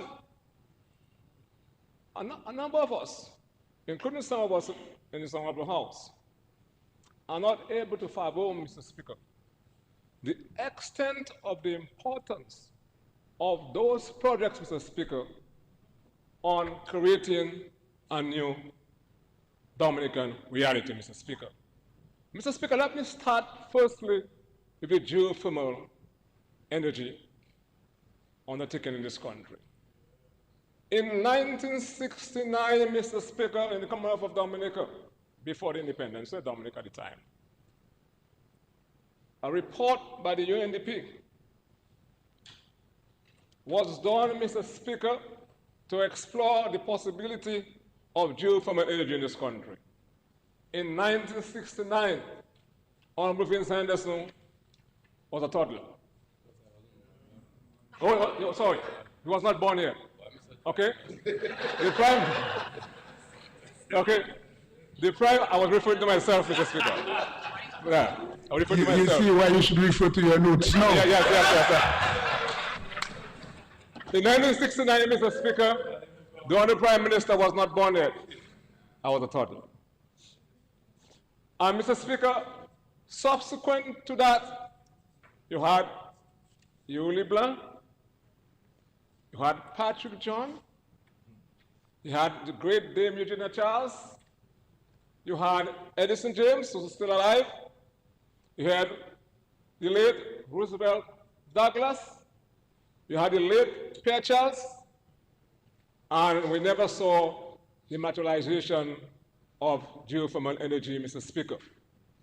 And it's because, Mr. Speaker, of the leadership, the ingenuity, Mr. Speaker, of our Prime Minister, the Labour Party administration in government, of course, being led by the Minister, Vincent Edison.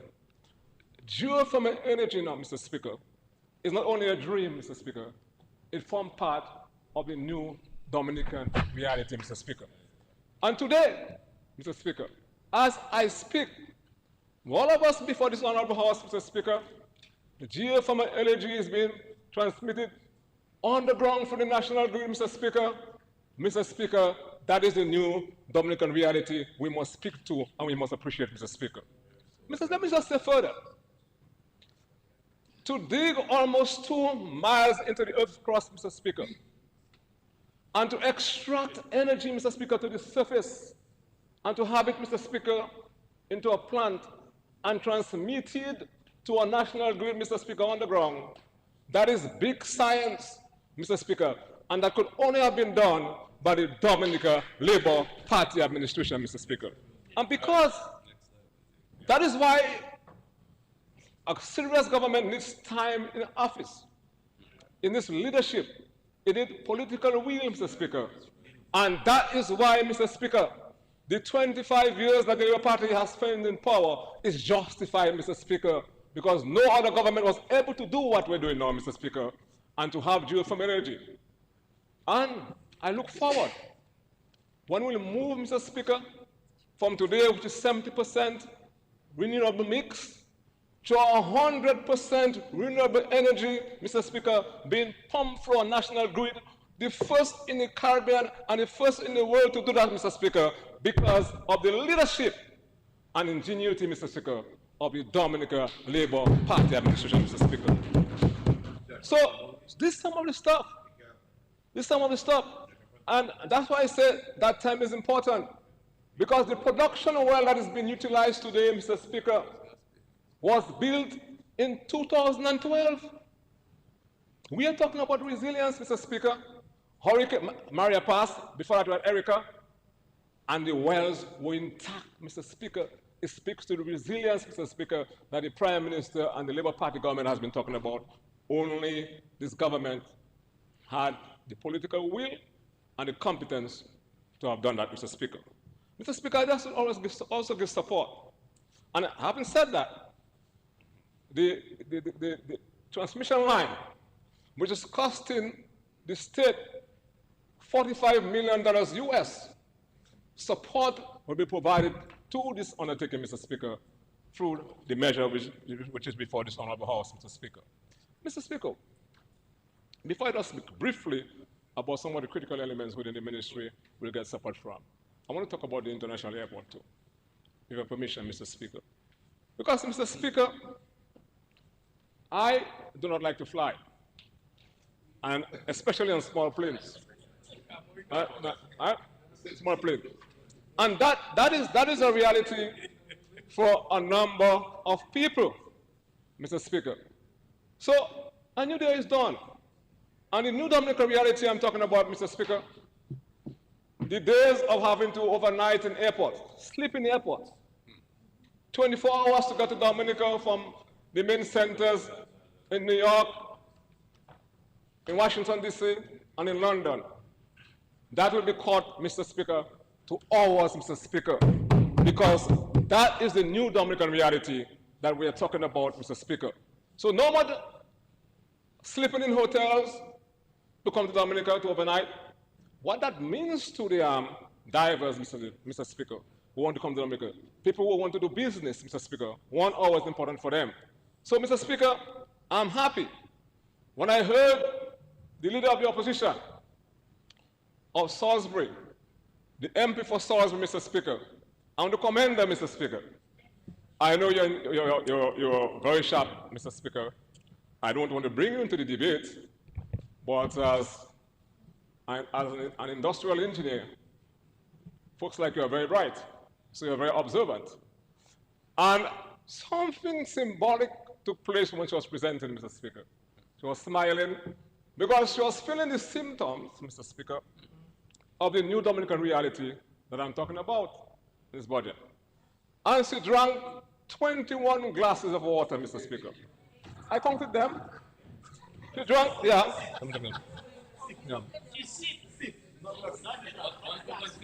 Right. And for me, For me as a researcher, Mr. Speaker, I interpret that to mean, Mr. Speaker, that she's giving the Labour Party 21 seats at the next general election, Mr. Speaker. That is what she meant, Mr. Speaker. So thank you very much for that realization.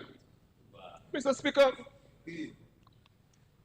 I want to say something here this morning, Mr. Speaker, that this new Dominican reality that we speak of can only be possible if we have a safe and peaceful Dominica, a just Dominica, Mr. Speaker.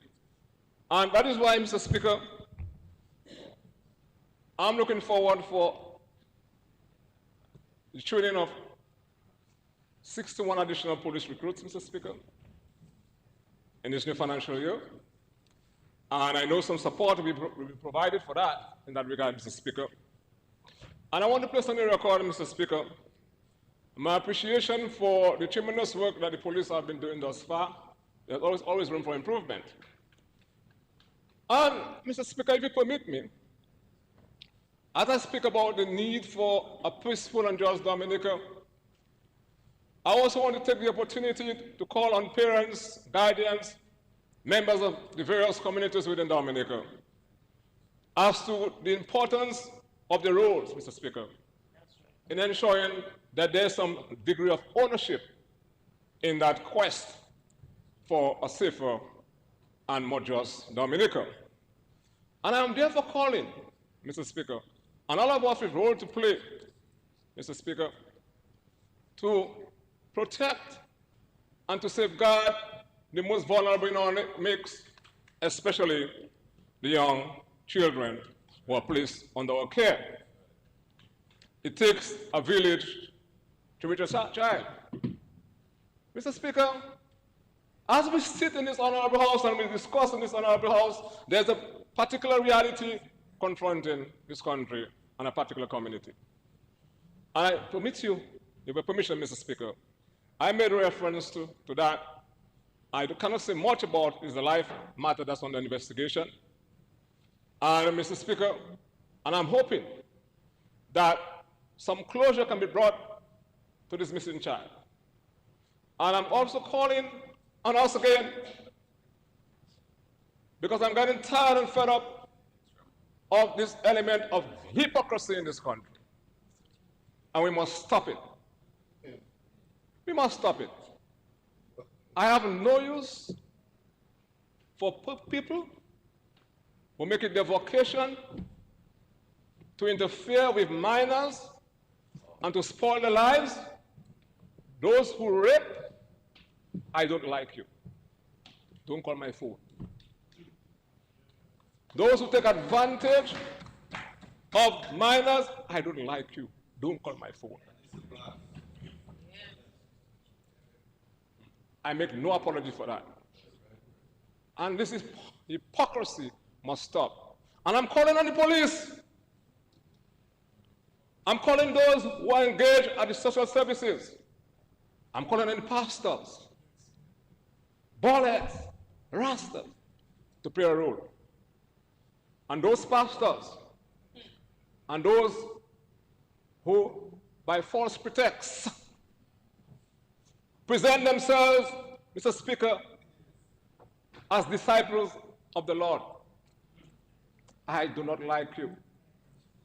When you violate that trust and you destroy the lives of the minors in this country, not only your credentials should be taken away from you, you should be emasculated, Mr. Speaker. I don't care, because we must stop this pretense and this hypocrisy. I'm talking about support for the police and the justice system that is provided for. All right? You still on the overdraft? Yeah, I'm still there. Yeah, I'm overdraft. Yes, Mr. Speaker. Because the money will go towards assisting the police in the investigation and the justice system, Mr. Speaker. Unforeseen circumstances, Mr. Speaker. Yeah. And Mr. Speaker, I don't go to law school, but I have a major in law. Mr. Speaker, so and it's hurtful. And I'm calling on the police and those who belong to the social services.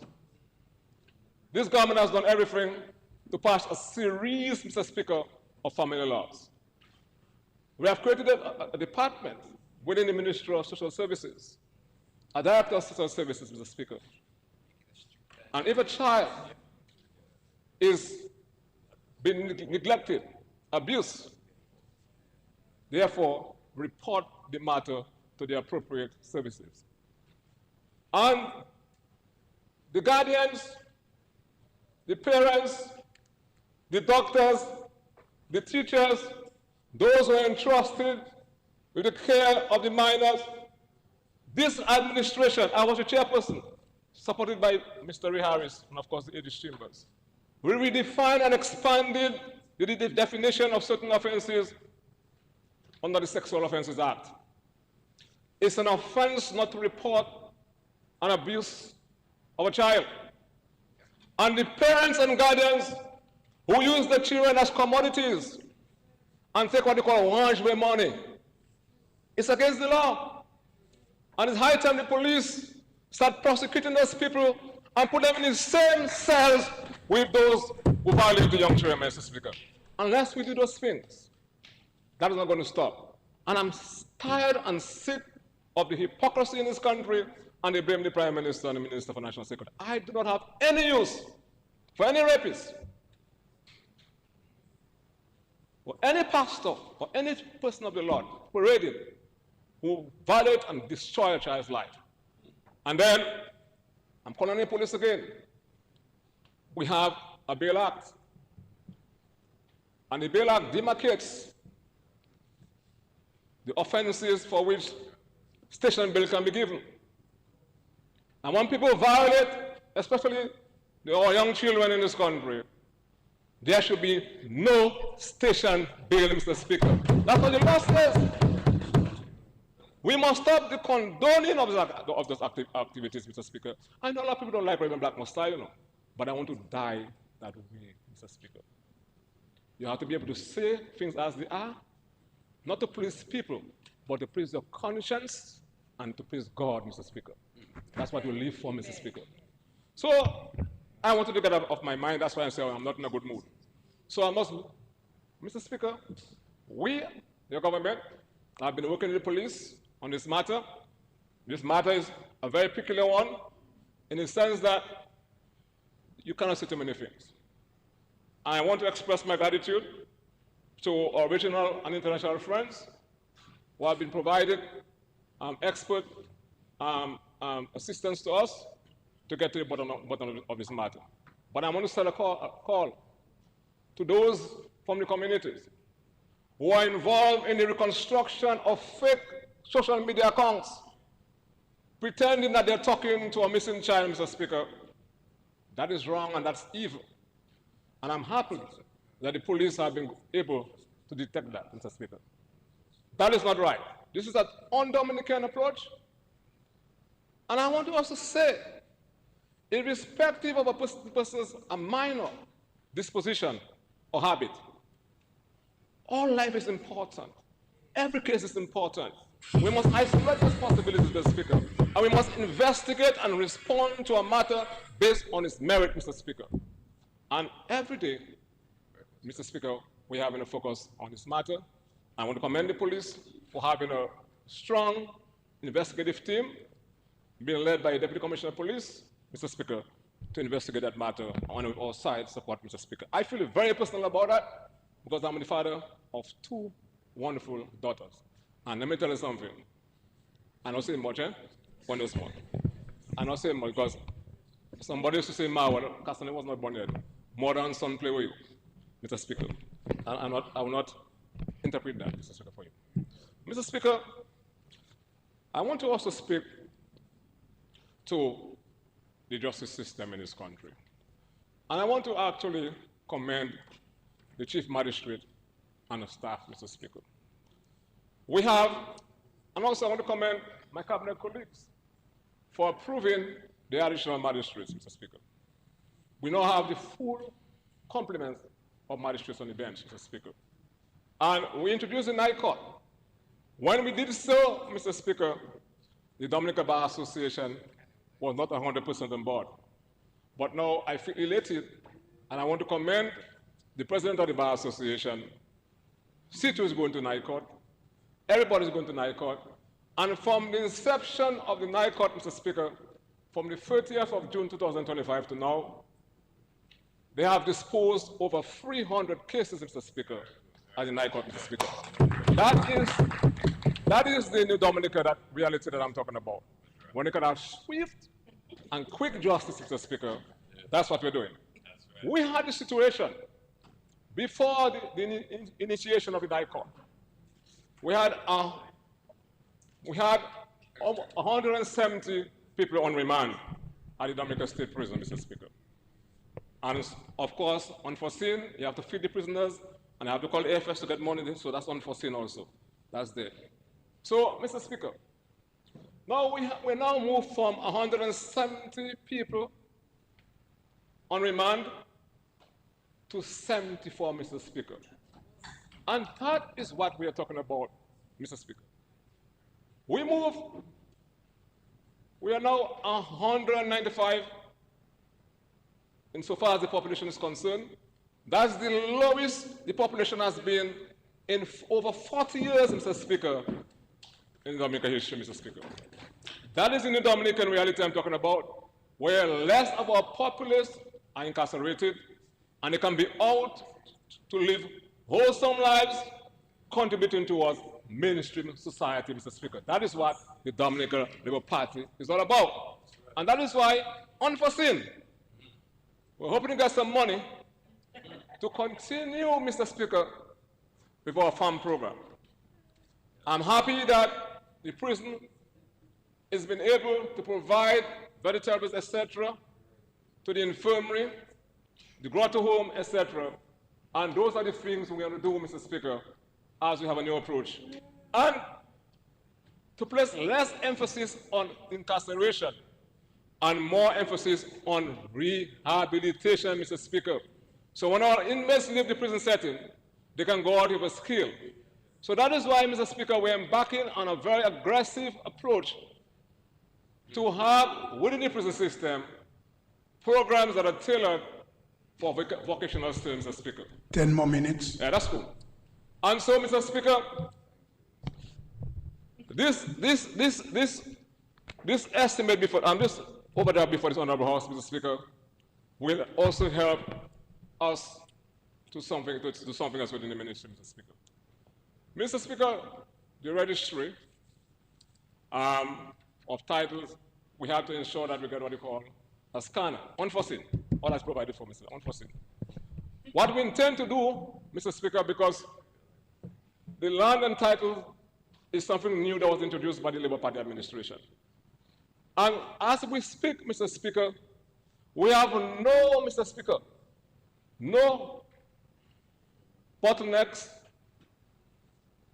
no outstanding ordinary titles, Mr. Speaker. And I think that, Mr. Speaker, is a significant improvement in the operation of the Land and Titles Department, Mr. Speaker. I know the other issue concerning the Bar Association and other people, because land issue is a vexing issue, Mr. Speaker. It has to do with caveats. And we have the infrastructure to house 3 judges at the Supreme Court. And I'm pleased to inform this honorable House, Mr. Speaker, that as of September 14, 2026, we'll be having a 3rd judge, Mr. Speaker, to deal specifically with the issue of caveats, Mr. in this country. So at least we can have a minimum of 3 hearings per week, Mr. Speaker. That is the new Dominican reality that we're talking about, Mr. Speaker. So, Mr. Speaker, as I said, I meant to have been very short. It was not my intention to speak here because of unforeseen circumstances, I had to rise and speak. Mr. Speaker, I feel very much, I have a passion insofar as education is concerned. I listened to the Minister for Education. She was brilliant in the presentation.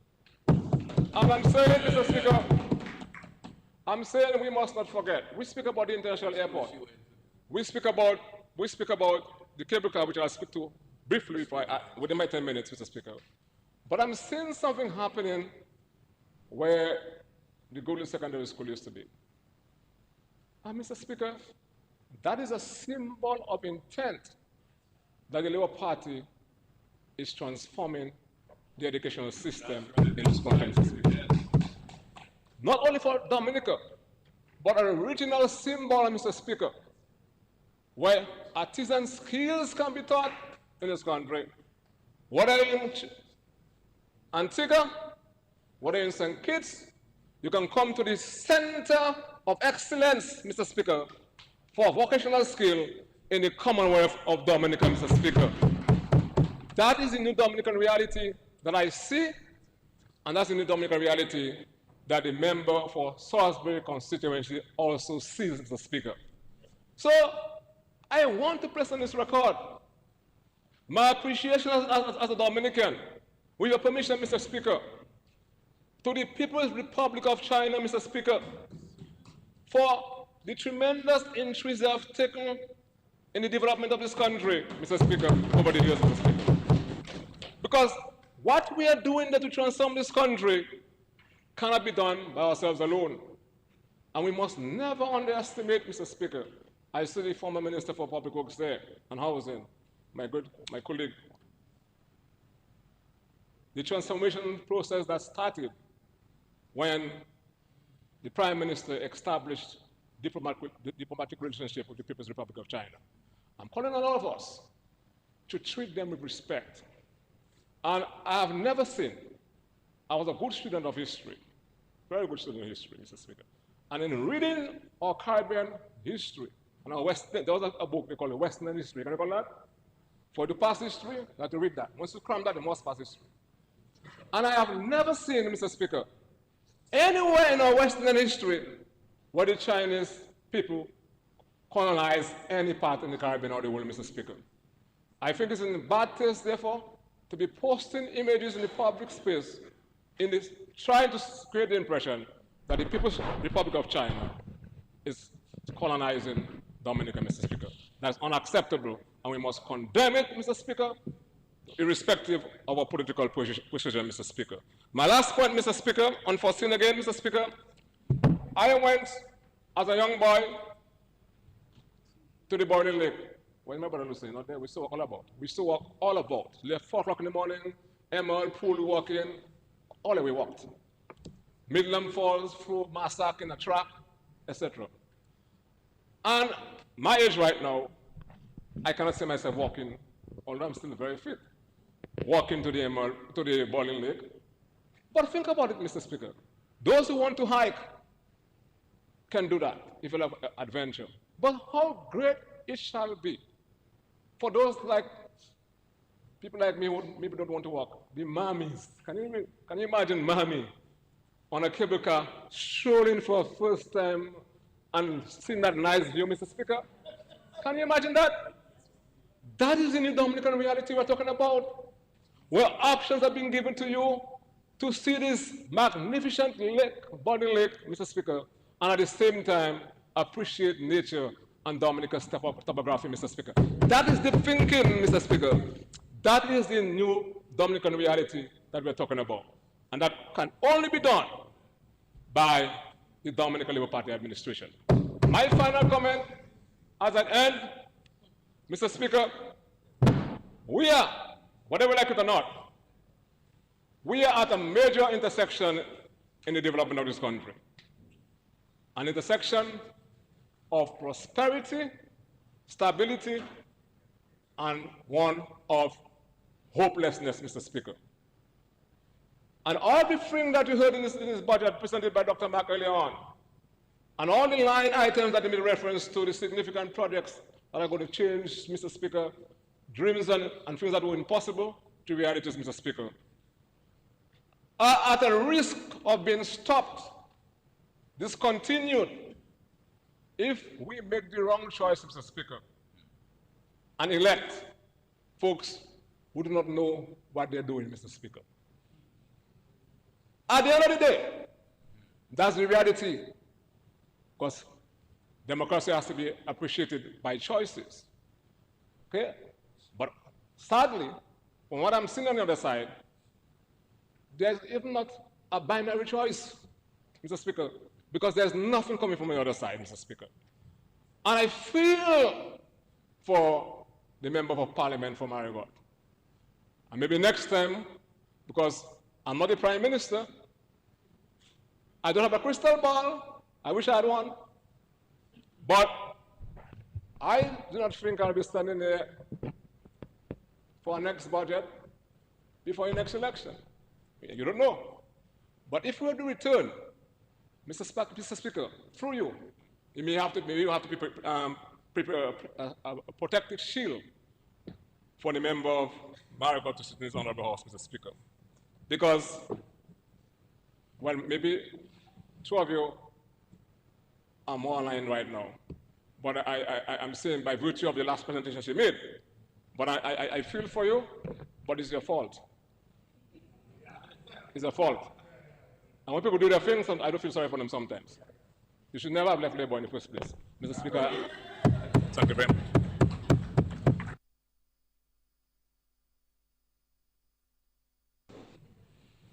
Yes, Honorable Lockhart Hippolyte, you may proceed. You are recognized. Thank you, Mr. Speaker. I rise to support the resolution here before us, the authorization of the credit facility, $108 million, overdraft, and $250,000, respectively. Mr. Speaker, I too want to congratulate the Member of Parliament for Marigot. I thought that his presentation was well received, and he was very genuine when he spoke about his constituency and the reason for the overdraft facility. Unlike his colleague on the other side, who stood up, Mr. Speaker, and read something somebody wrote for her, and even made some accusation, and Honorable Blackmore corrected her, that we have achieved 94% literacy in Dominica. And Mr. Speaker, I suspect that that statement that she made, that Dominica has a low literacy, it was misdirected, Mr. Speaker.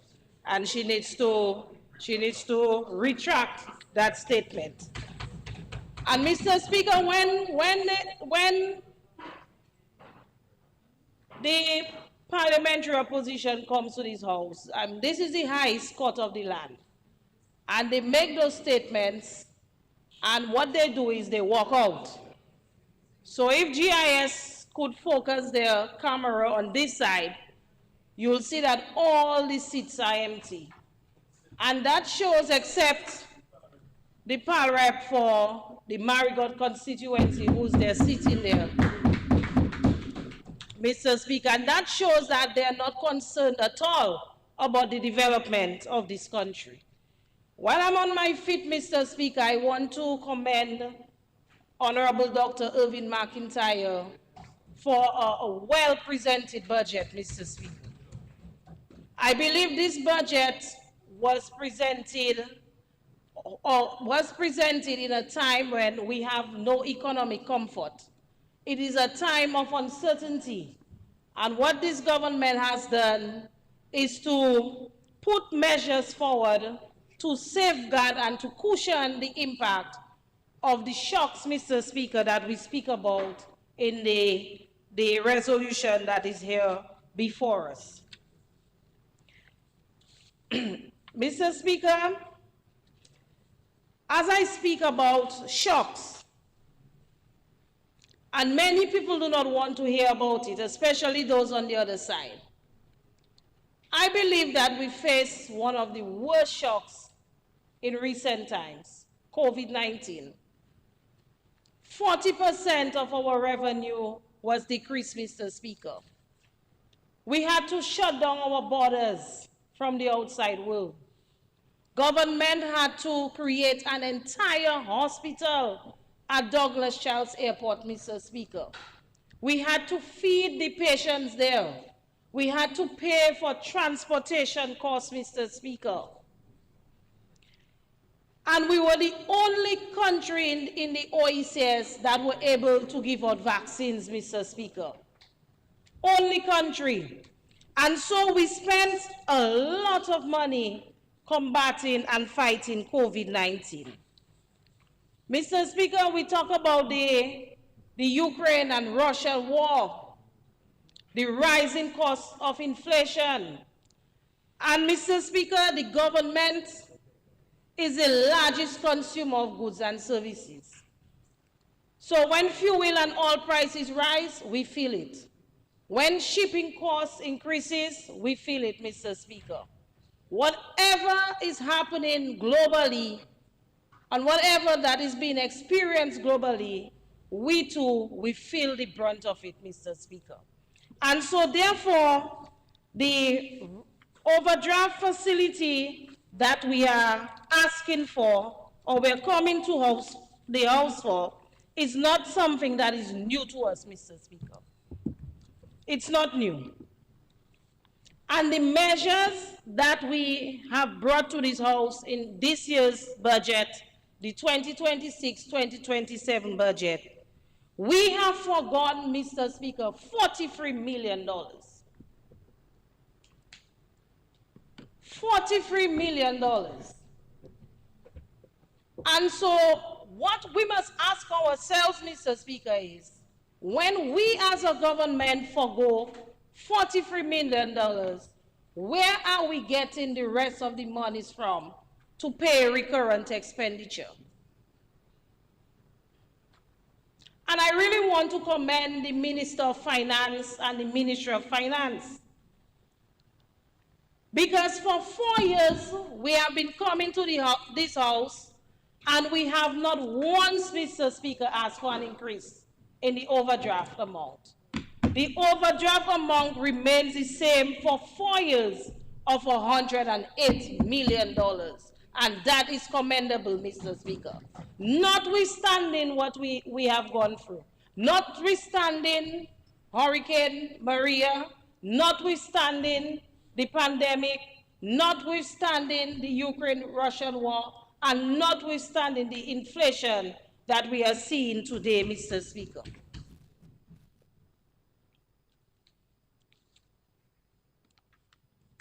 Mr. Speaker, in 2019, I recall being in the Maho constituency. And as I mentioned Maho, Honorable Blackman, Honorable Laville face light up because they say that's the best constituency, Mr. Speaker. But I recall speaking, and the Dominica Labour Party launched its manifesto, Dynamic Dominica. And I was one of those who spoke that night on the platform for the Dominica Labour Party. And I heard Senator Vidal earlier. She said that we are told about capital projects. We are told.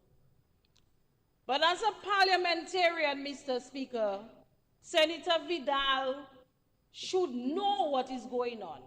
Senator Vidal should have visited many of the capital projects that are ongoing. And so we presented Dynamic Dominica. And many people would have been saying, but what are they talking about? Can we build an international airport, Mr. Speaker?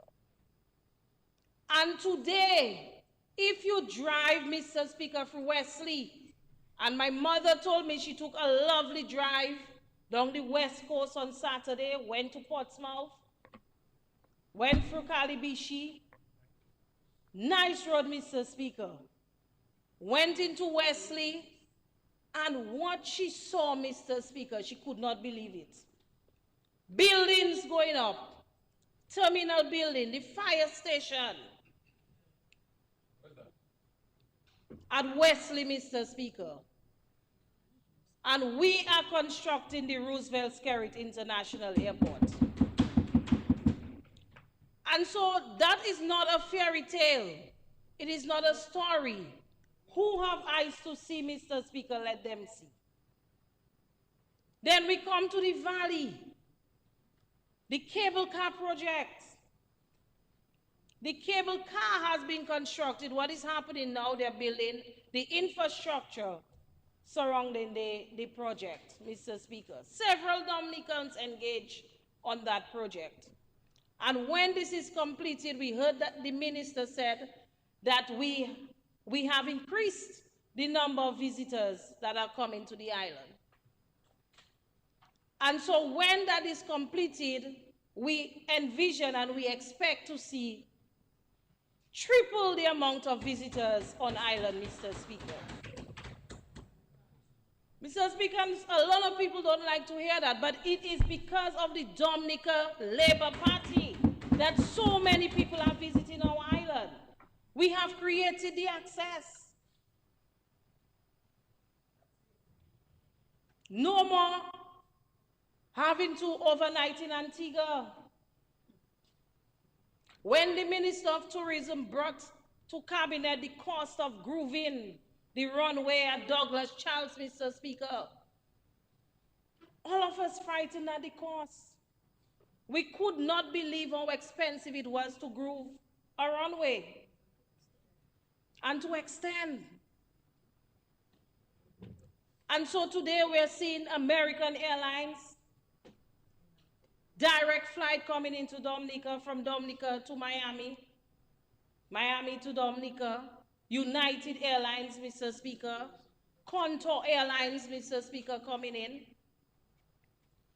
And so we are creating the environment where so many can have access to our beautiful island. And today, Mr. Speaker, I can boast that Dominica is the best Caribbean island to visit today. Recently, we had the bike festival, and over the weekend, breakfast fete, Mr. Speaker. I went to Fort Young, Evergreen at Castle Comfort, and the amount of French people that are on island, Mr. Speaker. I stopped by Standards to get something to eat last night, a local business in the Citroën area. Mr. Speaker, I could not even enter Standards last night. Packed. The amount of people waiting for their chicken, their ribs, their fish from a small business owner, Mr. Speaker. And so when we bring people into this country, the small business owners feel the impact, Mr. Speaker, and they benefit from what is going on. And so, Mr. Speaker, this resolution that the minister has presented as it relates to the overdraft facility, Mr. Speaker, is something that is needed. Every small business in town has an overdraft facility. Even in your people and their own personal homes, they have overdraft facility. So that is not anything new, and you're talking about a whole government, Mr. Speaker.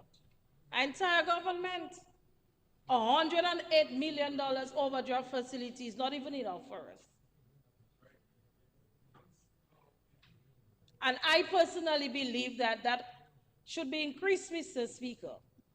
But we are ensuring that we are managing the state of the affairs in a very prudent and responsible manner, Mr. Speaker. And we are not just going to the overdraft facility, Mr. Speaker, and abuse it. It is an agreement with the financial institutions, and you will only use the overdraft when it is necessary. Because government raises revenue through taxation, through grants and loans. And so if for 1 month your expenditure exceeds your revenue, then you would have to go into the overdraft facility to meet your expenses. And that's how it works, Mr. Speaker. And so the opposition parliamentarians should not come in this house and try to mislead the Dominican public by saying that we are misusing the funds. And Mr. Speaker, before I close, I would say again, $108 million overdraft for 4 years. We have never come to this house to increase the overdraft facility, notwithstanding the shocks that we have been facing is commendable. And Mr. Speaker, it is against that backdrop that I fully support the resolution that is before us.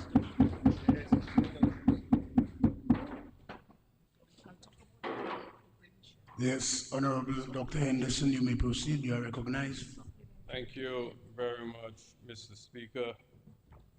Mr. Speaker, I rise in support of the resolution before us to guarantee an overdraft of $108,250,000 under Section 3.1 of the Loans Act, Chapter 6405 of the Laws of the Commonwealth of Dominica 2017 revised.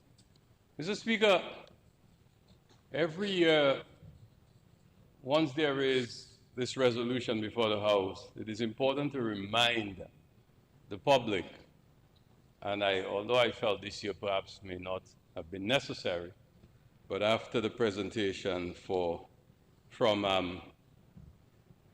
the senator on the opposition side, I felt it's necessary to make a contribution to seek to bring some clarity to the reason for an overdraft and the important role that an overdraft must play in financing government services, providing goods and services, and the overall management of the national budget.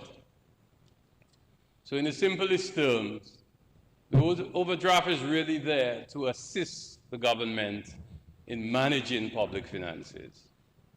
I would not want to limit it to only unforeseen or emergency use, because it is really to allow the Treasury, the Ministry of Finance, the Financial Secretary, the Accountant General, the Budget Controller, to manage government finances. So it could be for several reasons. And I think the member for Marigot sought to bring his own explanation on the overdraft. And, all those are part of it, unforeseen and emergency and so forth. But it's really a tool to manage the finances. So to give the impression that every year, I think the senator said every year for 4 years it should be in there, we come in for an overdraft. That's not how it works. Because once the overdraft is approved, the Ministry of Finance, they pay down on the overdraft and they have to reuse it. But every year, they must get authorization to use it. And it's not given.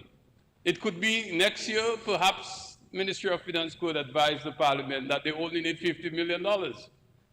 They need $70 million, or whatever they feel that they can manage. So that is what an overdraft does. So I really want to take the opportunity to just explain that. That is what it is. So it's the same thing in your personal overdraft or your business overdraft. You have the credit limit, you pay it down when you can or as you schedule. And the good thing, the overdraft provides an opportunity for the National Bank to earn some money, because government has to pay interest on the overdraft.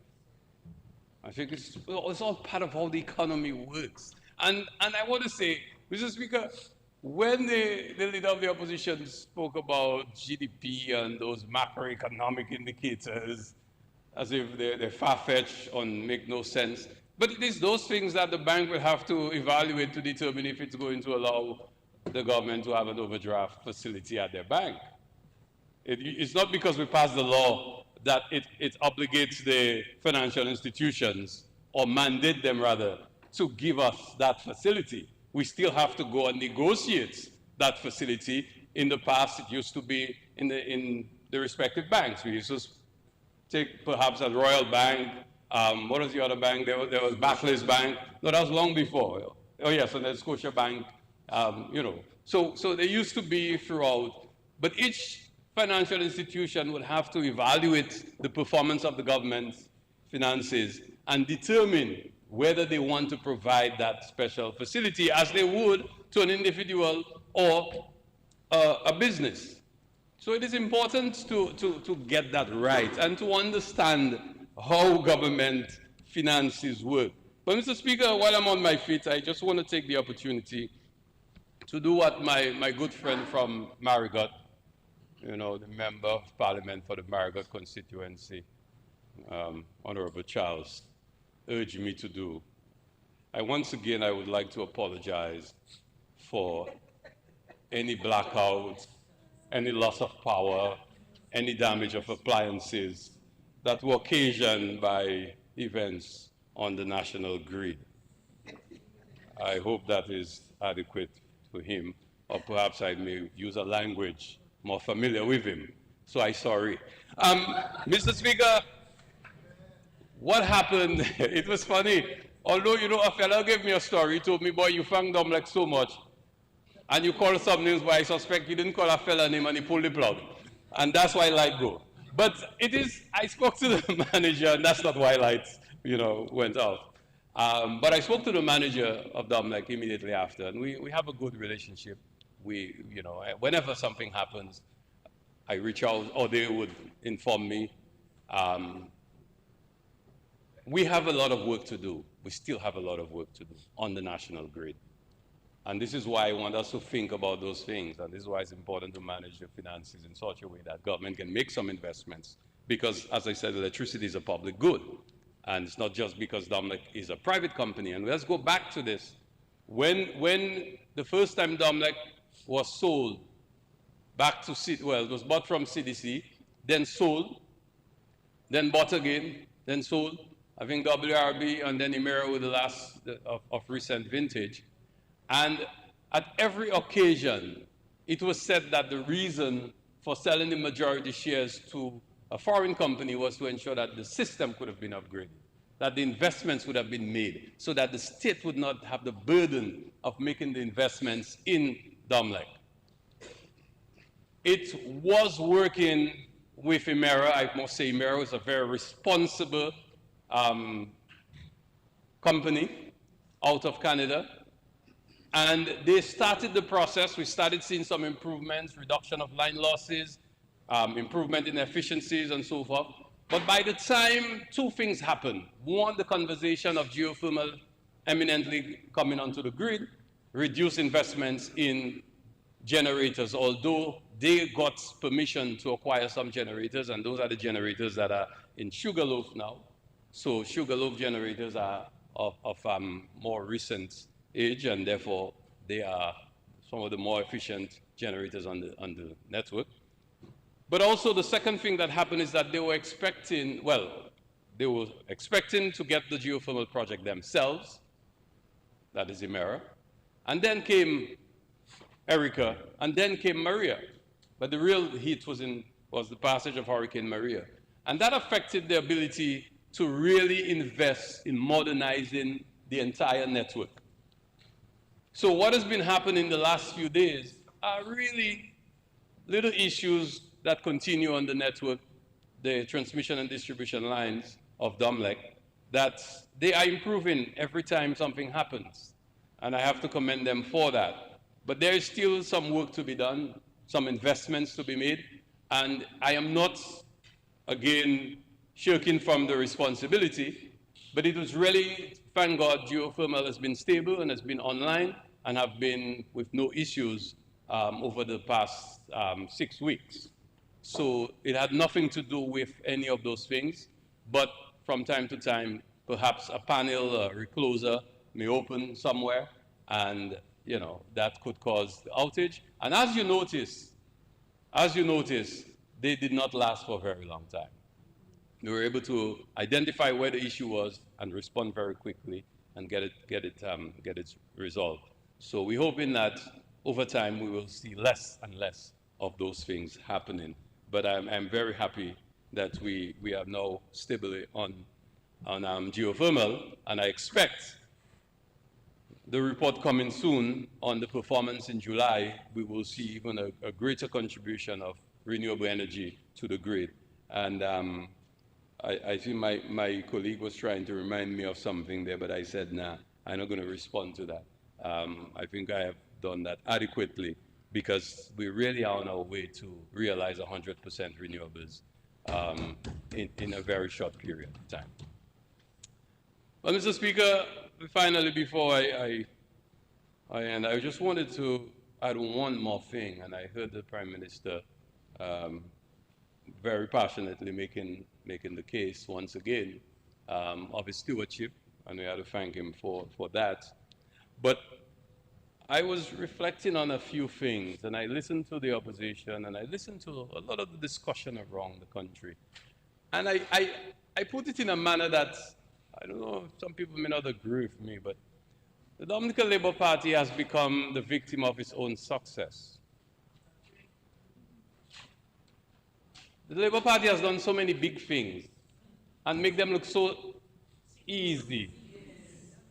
And I remember some years ago, I stood here in the parliament and I said something, but it was lost on most people because I remember they taught me in school, it's context.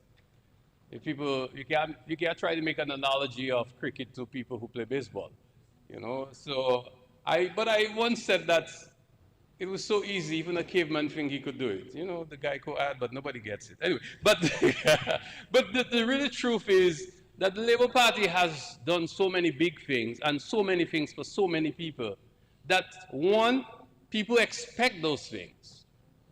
So there was no school feeding program before the Labour Party. There was no school transportation system. There was no school transfer grant. There were no provisions of uniforms. Well, the WB started giving textbooks, so all credit to them. But there were so many things that we did not have. You could not just go to college. You had to be the real cream of the crop. I mean, when I went to college, Clifton Deputy Community College, there was just two of us from St. Joe. And as the minister said, no, you don't have, one bus is not enough. You know, so we have done so many huge things. Scholarships, Mr. Speaker, because I just permit me, when you think of scholarships, at the end of the year, every year, there was a time that there were 3 to 5, I think it was 1980, I was looking at some stats sometime, and 3 or 4, 5 people used to go to university. It was unheard of. I didn't even know that we were, and somebody took issue with me the last time I said in Parliament, that we could be doctors and lawyers. I didn't know you could actually do that, you know, and that is the way it was. No, this has become so commonplace. It has become so commonplace that people think those things just happen. Those things are so easy, and that's why you've seen the growth of the overdraft over the years, admittedly. There was a time it used to be 45 million, 50 million, and then it keeps going up, and now it's 108 million because of the size of the economy, the size of the government services, the size of what government actually has now find itself doing that it didn't used to do before. You know, and we talk about assistance to the elderly, the 300 non-contributory pension system, providing assistance for the burial of people who really can't do it, although I think there's a bit of abuse, I have to say, unfortunately, publicly. We have to be mindful that it is taxpayers' money. And that if the government is going to assist you, you should be prudent and be at least more considerate in your demand. I say that to my constituents all the time. But there are so many things that the government is now doing that people think that government must do that. You know, it is part of the success of the Labour Party that has become, you know, part of its greatest criticism because people now expect those things so much. You couldn't pay NEP on time, and that's a problem. But there was no NEP to pay before you created the NEP. There was none. I am not saying we should be excused for late payment. But I'm saying when people do those criticisms, they need to pause. And one thing the Prime Minister said today that stayed with me is the opportunities, man. There are so many opportunities. Rather than taking advantage of them, we just complain and complain and complain. I am really getting sick of it. Because you could see clearly, if an economy like Dominica, so small, the population is shrinking. Let's admit it. We don't have 73,000 people, and all of us know that. I think right now there's consensus. There's consensus on that, and I'm hoping that when we're done with the census, we can finally put this to rest. But even with a shrinking population, you've seen the highest revenue collection from taxes. That says something. That says something. Because you would expect a population growth, you would expect something happening that would have raised revenue. Because I know we always used to say, you can only tax the people so much. There's only so much you can get from taxes. But it is, something is happening. Something is happening in Dominica. Because the growth, and then people keep beating on the Minister of Agriculture. I mean, yeah, I too would like to see an expansion in agriculture. I would love to see commercialization in agro-processing and all of those things. I mean, you know me, I'm a fella, I always have some kind of, big ideas. But I mean, I would like to see that. But the truth is, when people start to compare about GDP contribution or GDP, but that is when you were making figure alone. You had a bigger contribution to GDP because all we had was bananas. That's what we had. And fig and dashing and planted in between, a little yam and whatever, tanya and everything else mixed, and oranges and grapefruit. But now you have tourism growing. You have services. You have young men and women who make money. I mean, we always had Gramax and Exile One and Midnight Groovers, Bell's Combo. Yeah, of course, Naked Feet and so forth, and you can keep going. You had one to that? Okay. I mean, we had Wax as well in St. Joe. But you've seen now a movement that people, young Dominican artists are making money by having their videos on YouTube. Yes. You imagine that? You had to go by Daru record shop to get a little cassette before. You remember, buy your cassette and thing. So unless you go and perform somewhere, you can't make money. If you're an artist in Dominica, Gramax had to go to Guadeloupe. Exile One, Midnight Groovers had to go to Guadeloupe to make a money or go around Dominica having shows. But now, a guy can stay here in Dominica, make a little video, la video, and put it on YouTube. That is it. And you're making money. You're making money. I'm just saying, I mean, we have seen an economy that has been diversified, sometimes even without us, admittedly, because the young people created their thing. We can't go and take credit and start to beat our chest. The young people in their own innovation, using technology, and they have created a new opportunity for themselves. So we're seeing more consumption. And I think the telling thing is the more consumption. It is almost sometimes, and I wonder if I should really say this one, but as societies develop, like consumption, garbage, we generate more trash because we are more affluent. If you don't have money, you cannot buy. If you cannot buy, you cannot consume.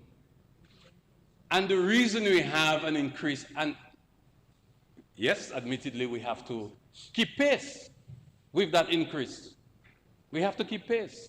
And therefore, we sometimes blame ourselves and beat ourselves over the head for things that are really trying to tell us that, yes, your country is expanding. It's growing. Materially, people are doing better. People are more ambitious now. That's why you get so much pressure for this and for that, because people's ambition have been risen. When Labour Party said it was taking people to the next level, this is what it was talking about. The expectations, the ambitions, the demands, that is what it is. It was a mental state that was occasioned by material infrastructural development and great opportunities. So I don't know, I just think we need to have a new conversation in Dominica.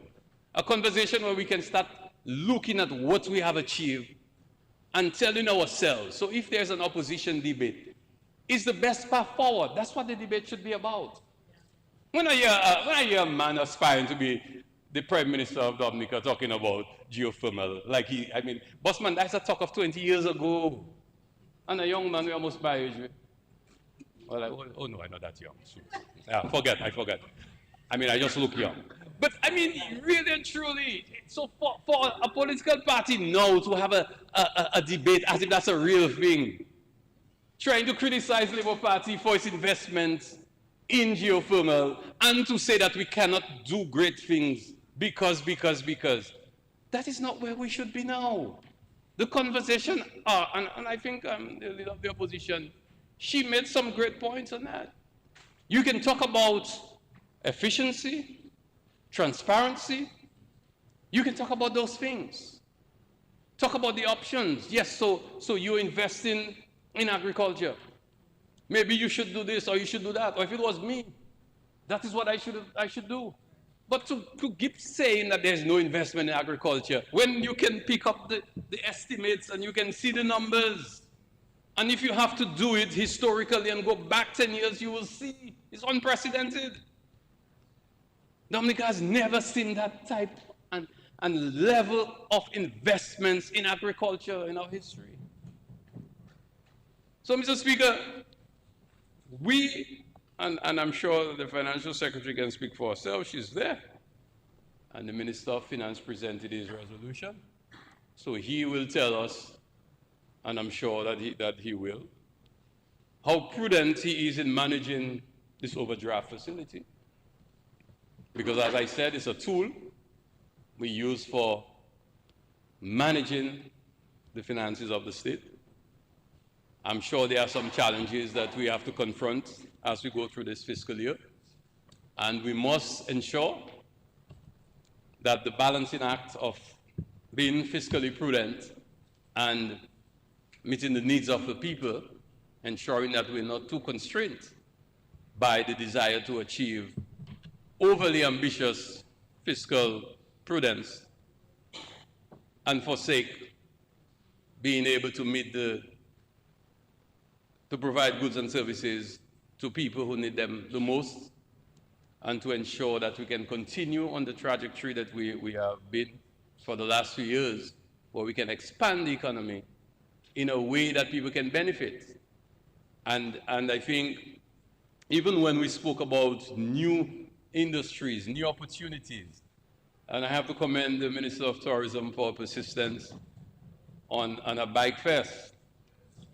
And I have to admit, you may not have seen me anywhere, but I watched YouTube, and I was impressed. Fellas like to talk. Bossman, well, go and ask your uncle. When I was a little boy, I used to ride your uncle 500 Yamaha XT. I was a bike man in my youth. You know what I mean? You know what I mean? The FS wouldn't tell you. I used to go right up, Grand Savannah, take my little lime in those days.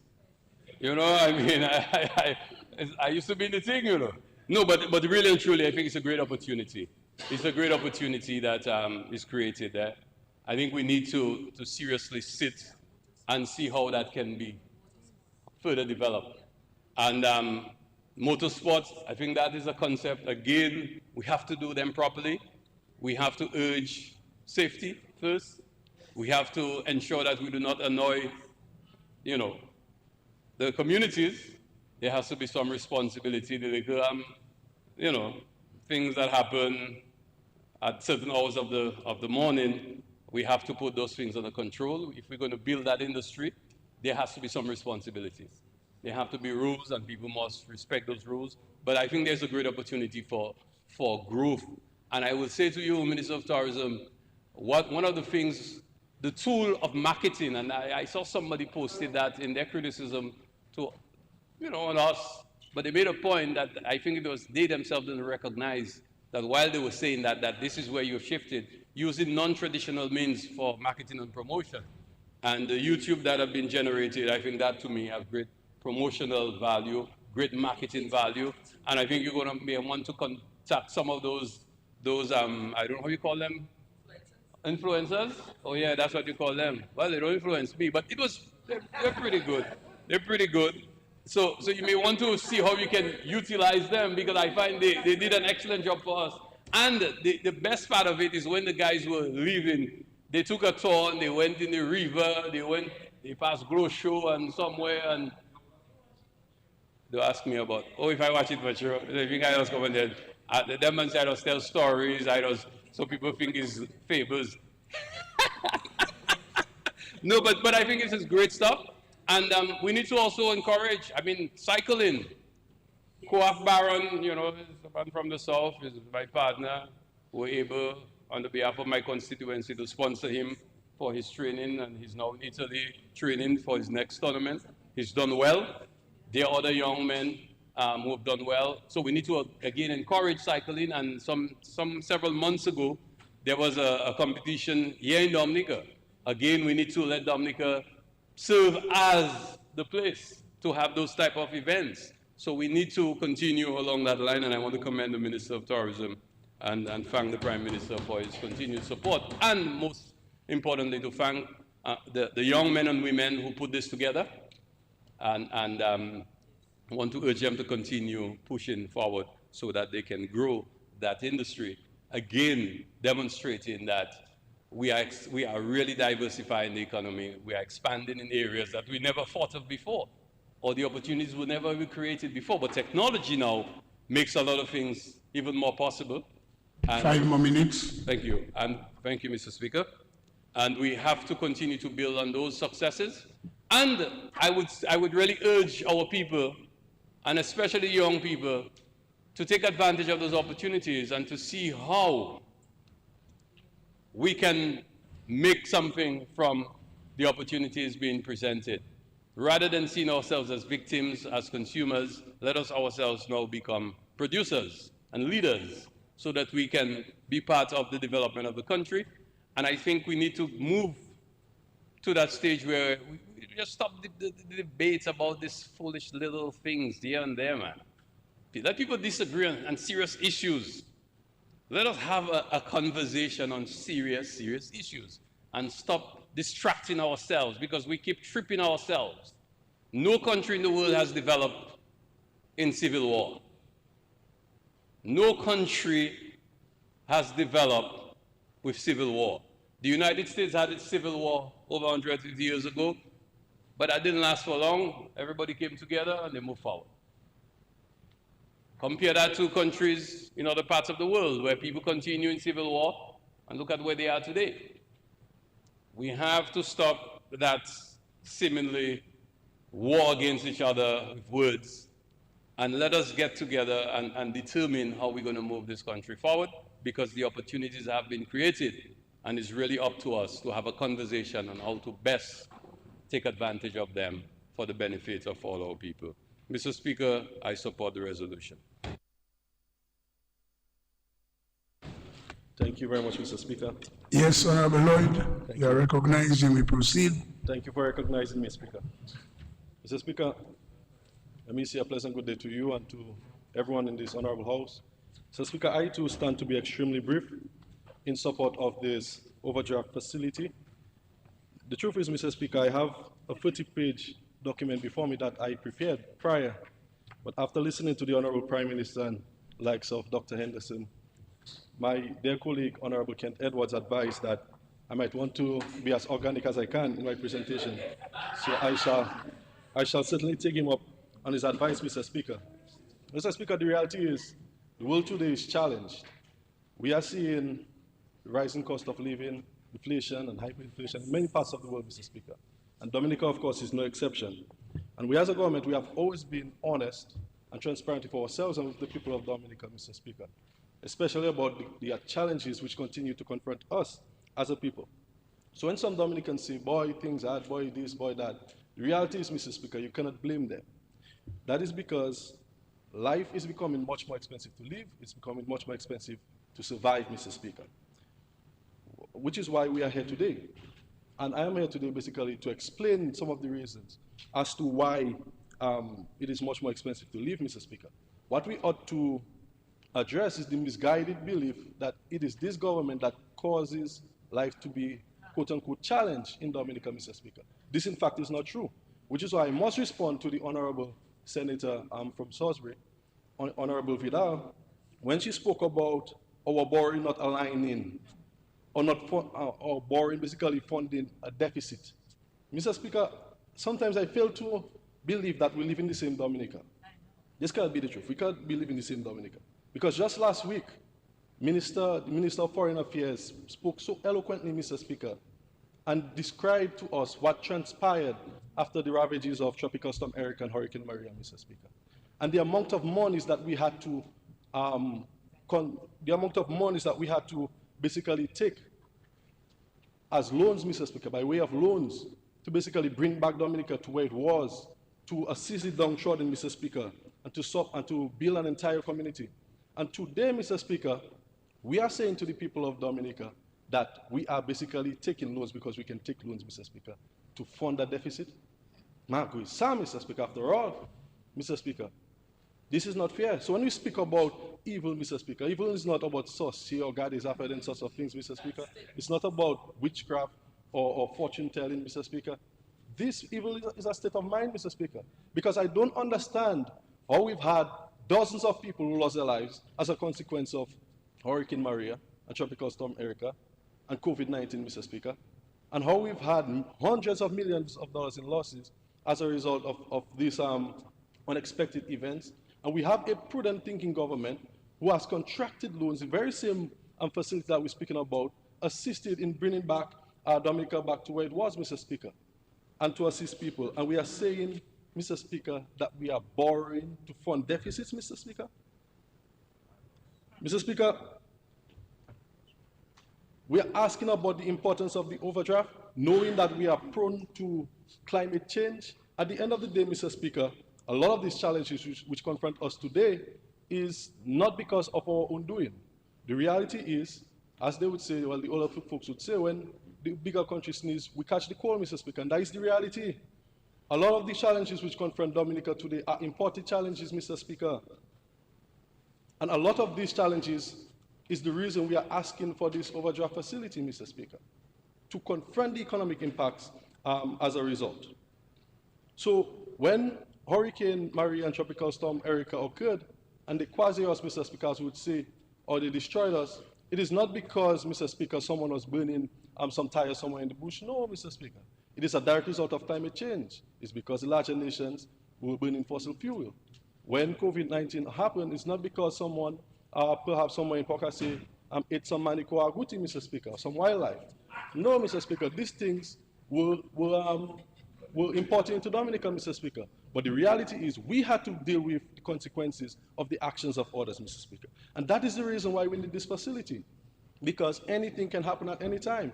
And it is better to be prepared, Mr. Speaker, in that eventuality so that we can shelter the storm and we can shelter the wet days, both literally and figuratively speaking.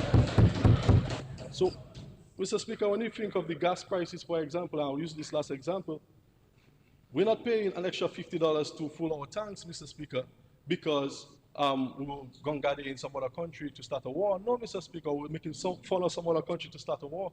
In Dominica, we don't have problems, Mr. Speaker. We don't have problems with anyone. We don't have problems with no one, Mr. Speaker. Our only problem in Dominica is the sentiments that have been expressed by people like Senator Vidal, Mr. Speaker. And every time we have come to this honorable house, Mr. Speaker, it's always about one thing, and that is how can we make life easier for the common man of Dominica. And we've heard it in presentations before, even during the budget address, Mr. Speaker, when we spoke about removing VAT entirely of a number of selective food items, Mr. Speaker. And every time we've come, it's always with that sort of vibe in mind, Mr. Speaker. So this budget, Mr. Speaker, that was approved by this Parliament, basically echoed the voices of the Dominican people. When some of them say that they're not getting enough of the money that they're supposed to get every month in their pockets or in their banks, Mr. Speaker, what did we do? We lowered the income tax rate, Mr. Speaker. When we not have the revenues from the CBI, you could well begin to imagine would have contracted maybe 2 times the amount that we would have contracted. So, Mr. Speaker, so the CBI directly relates with this overdraft